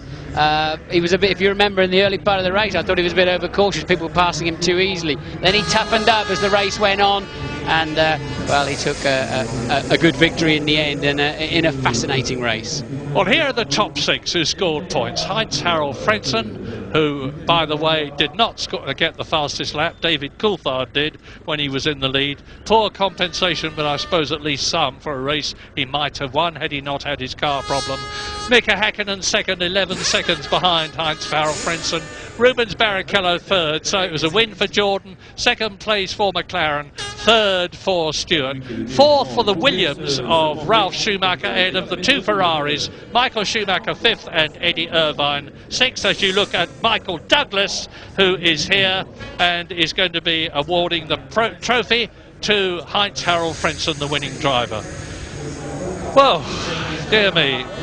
Well, there's the chief mechanic of the Jordan team, and that's Paul Stoddart, the European Aviation Company, who's supporter of Jordan, and Eddie himself shaking hands with Michael Douglas. Eddie's going to be here to receive the trophy for the winning constructor as Erja Häkkinen, because wife watches, supported by Norbert Haug, and Pedro de la Rosa and Tora Takagi walk in. Now, Ferrari still lead the Constructors' Championship by 6 points from McLaren. Jordan are now still third with 26 points ahead of Williams. They've increased the gap, and the German national anthem sounds out for Heinz-Harald Frentzen, the winner in France.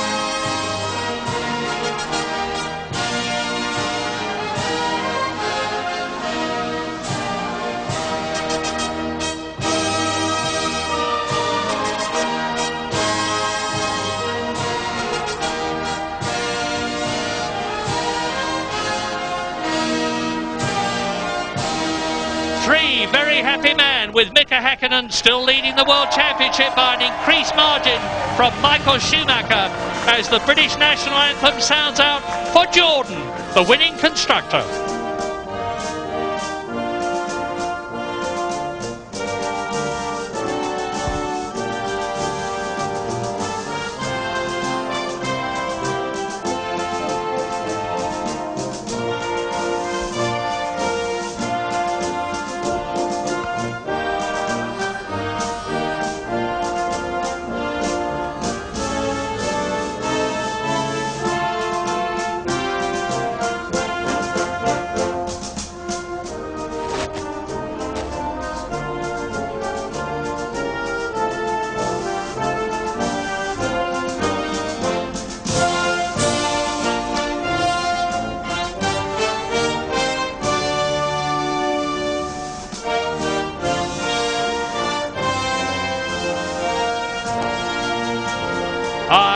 Grovel and apologise to everybody in the Republic of Ireland, the team of Jordan.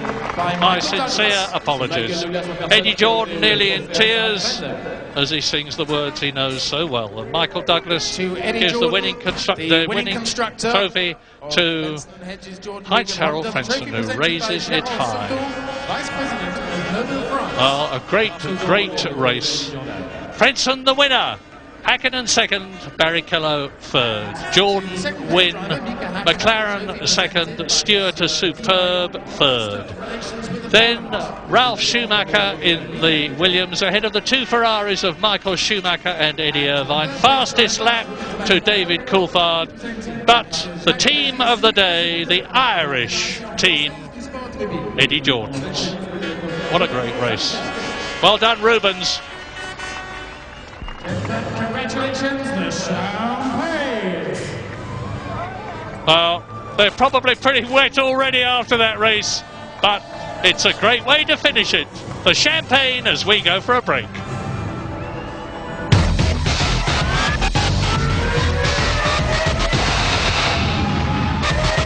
What an absolutely phenomenal race over there in Manicourt. Let's just check how things look now with the drivers' standings. And Mika Häkkinen is now 8 points clear of Michael Schumacher. Heinz-Harald Frentzen a clear fourth behind Eddie Irvine, then Ralf Schumacher and Giancarlo Fisichella. Tony Jardine always give you the easy jobs, don't we? Sum that little up for us. Well, just an amazing race. You couldn't keep up with the passing manoeuvres. It was like the M25 on a Friday night, people rushing home. It was totally unreal, but tactics were something else. Those that stayed out longest as the track dried, waiting for those second stops, and the skills of the drivers in the wet must be appreciated. If you saw any of those onboard cars, shots from the cars, imagine being in there yourself. Unbelievable. Wonderful day for Frentzen. Frentzen coming back from a big accident. He's not tested at all. He recuperated with his mother in Spain, and he's come back very bruised and battered to lead. And big problem, I think, for Eddie Jordan now. He's got one coming man and one going man in Damon. What's he going to do? Yeah, who knows? Well, let's have a little word about our competition, shall we? We've teamed up with our RAC Motoring Services to give you a fantastic prize, a VIP weekend for two at Silverstone in a couple of weeks' time, and 5 pairs of tickets available for the runners-up. Just hope it's a little bit drier this time around.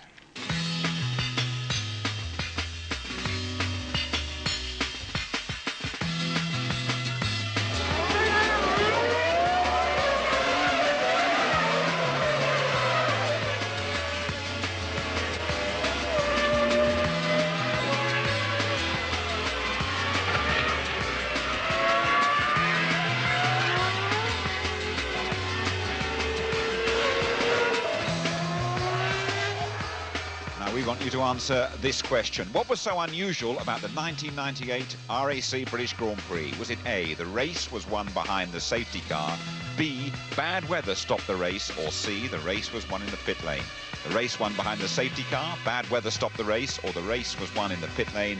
If you think you know the answer, this is the number to dial: 0891 22 9966. 0891 22 9966. The lines close at midnight on Wednesday, and the very best of luck to you all. Yes, good luck with that one. Highlights tonight from Manicourt, and of course more analysis from Tony Jardine, the views of the drivers as well. 11:45 tonight here on ITV. So the result of the French Grand Prix: a win for Heinz-Harald Frentzen, Mika Häkkinen world champion second, Rubens Barrichello third for Stewart, Ralf Schumacher for Williams, Michael Schumacher and Eddie Irvine making his point for Ferrari. But in the end, a famous win for Heinz-Harald Frentzen, a triumph for the Jordan teamwork and strategy, really the pinnacle of a brilliant season for the German. I noticed that the guys around me must have been less fuel, because initially they pulled away quite quickly. But luckily then the pace car came in, and then we had time for the radio conversations to the pits, talking about the strategy, and I knew that I was then pretty heavy on fuel. It was pretty tight. I had to save a little bit of fuel in one stage to make it to the end, but we have good radio communications, and the communication worked out perfectly. When it started raining, that was not one of my best moments, and particularly because I spun, and I lost obviously a lot of time, and that is the obviously reason why I'm sitting here today in second position. But after all, it doesn't matter. It was great fun. It was a great battle, yeah, and I enjoy. I hope to be more and more there, because as having a competitive car, I'm sure we can be there quite often. 6 points for Mika Häkkinen then, and that increases his lead over Michael Schumacher. Irvine still third, but Frentzen has closed right up on the Irishman. A pretty bad day all round for Ferrari. McLaren are now just 6 points behind them. Jordan's maximum puts them clearly third. Williams, thanks to the consistent Ralf Schumacher, well, they overtake Benetton. Absolutely magnificent race, Tony Jardine. So much going on.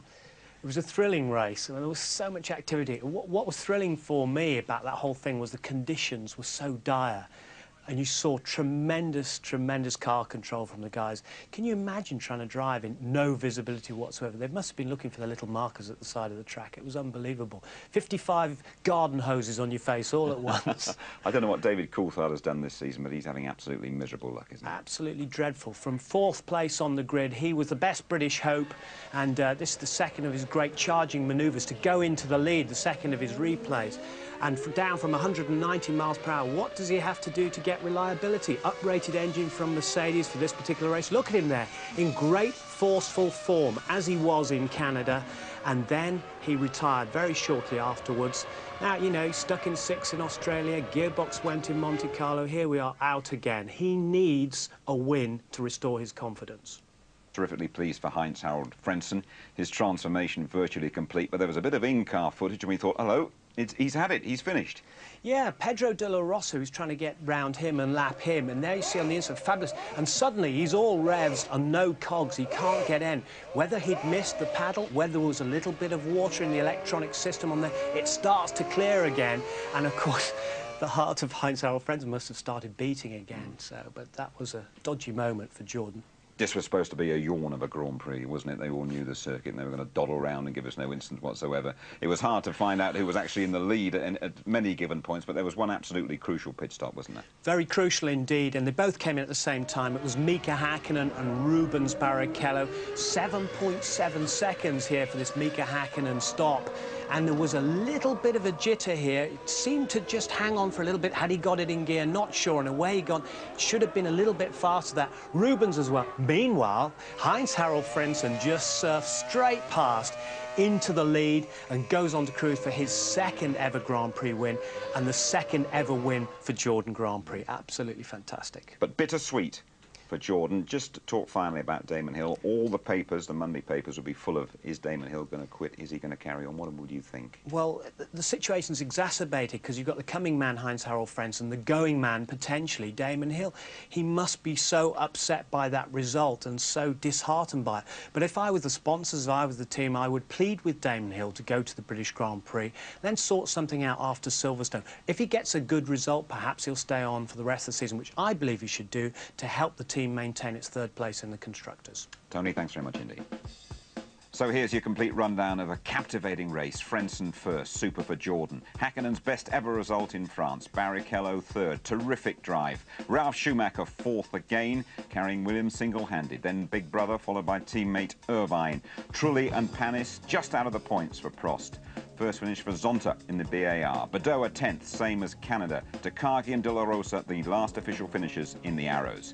Fisichella spun. Hill's engine went a few laps after Zanardi. Villeneuve, Wirtz and Genet all crashed out. Alesi spun just before the safety car appeared. Electrics finished the unlucky David Coulthard and Deniz. And Johnny Herbert was first to depart the French Grand Prix. Well, Canada was excellent. Manicourt, simply magnifique. But there's no place like home.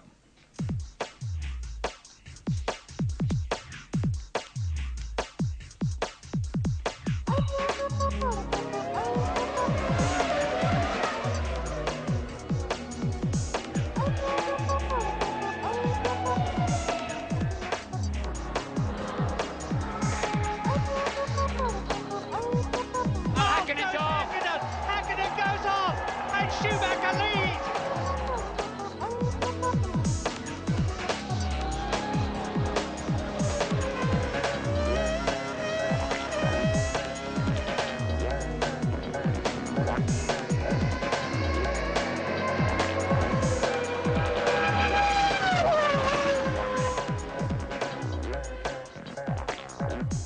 Full ITV service, starting with Murray and Martin F1 special, 11:30 Friday night. An hour later, if you're watching in the London weekend region, qualifying will be live on the Saturday. Our programme starting at 12:15 and the race live from midday on Sunday. Highlights at 11:45. Well, the Jordan team have only got to pop across the road to get to Silverstone. Heinz-Harald Frentzen goes there on top of the world. Let's hope we see Damon Hill in action as well. Good night to you all.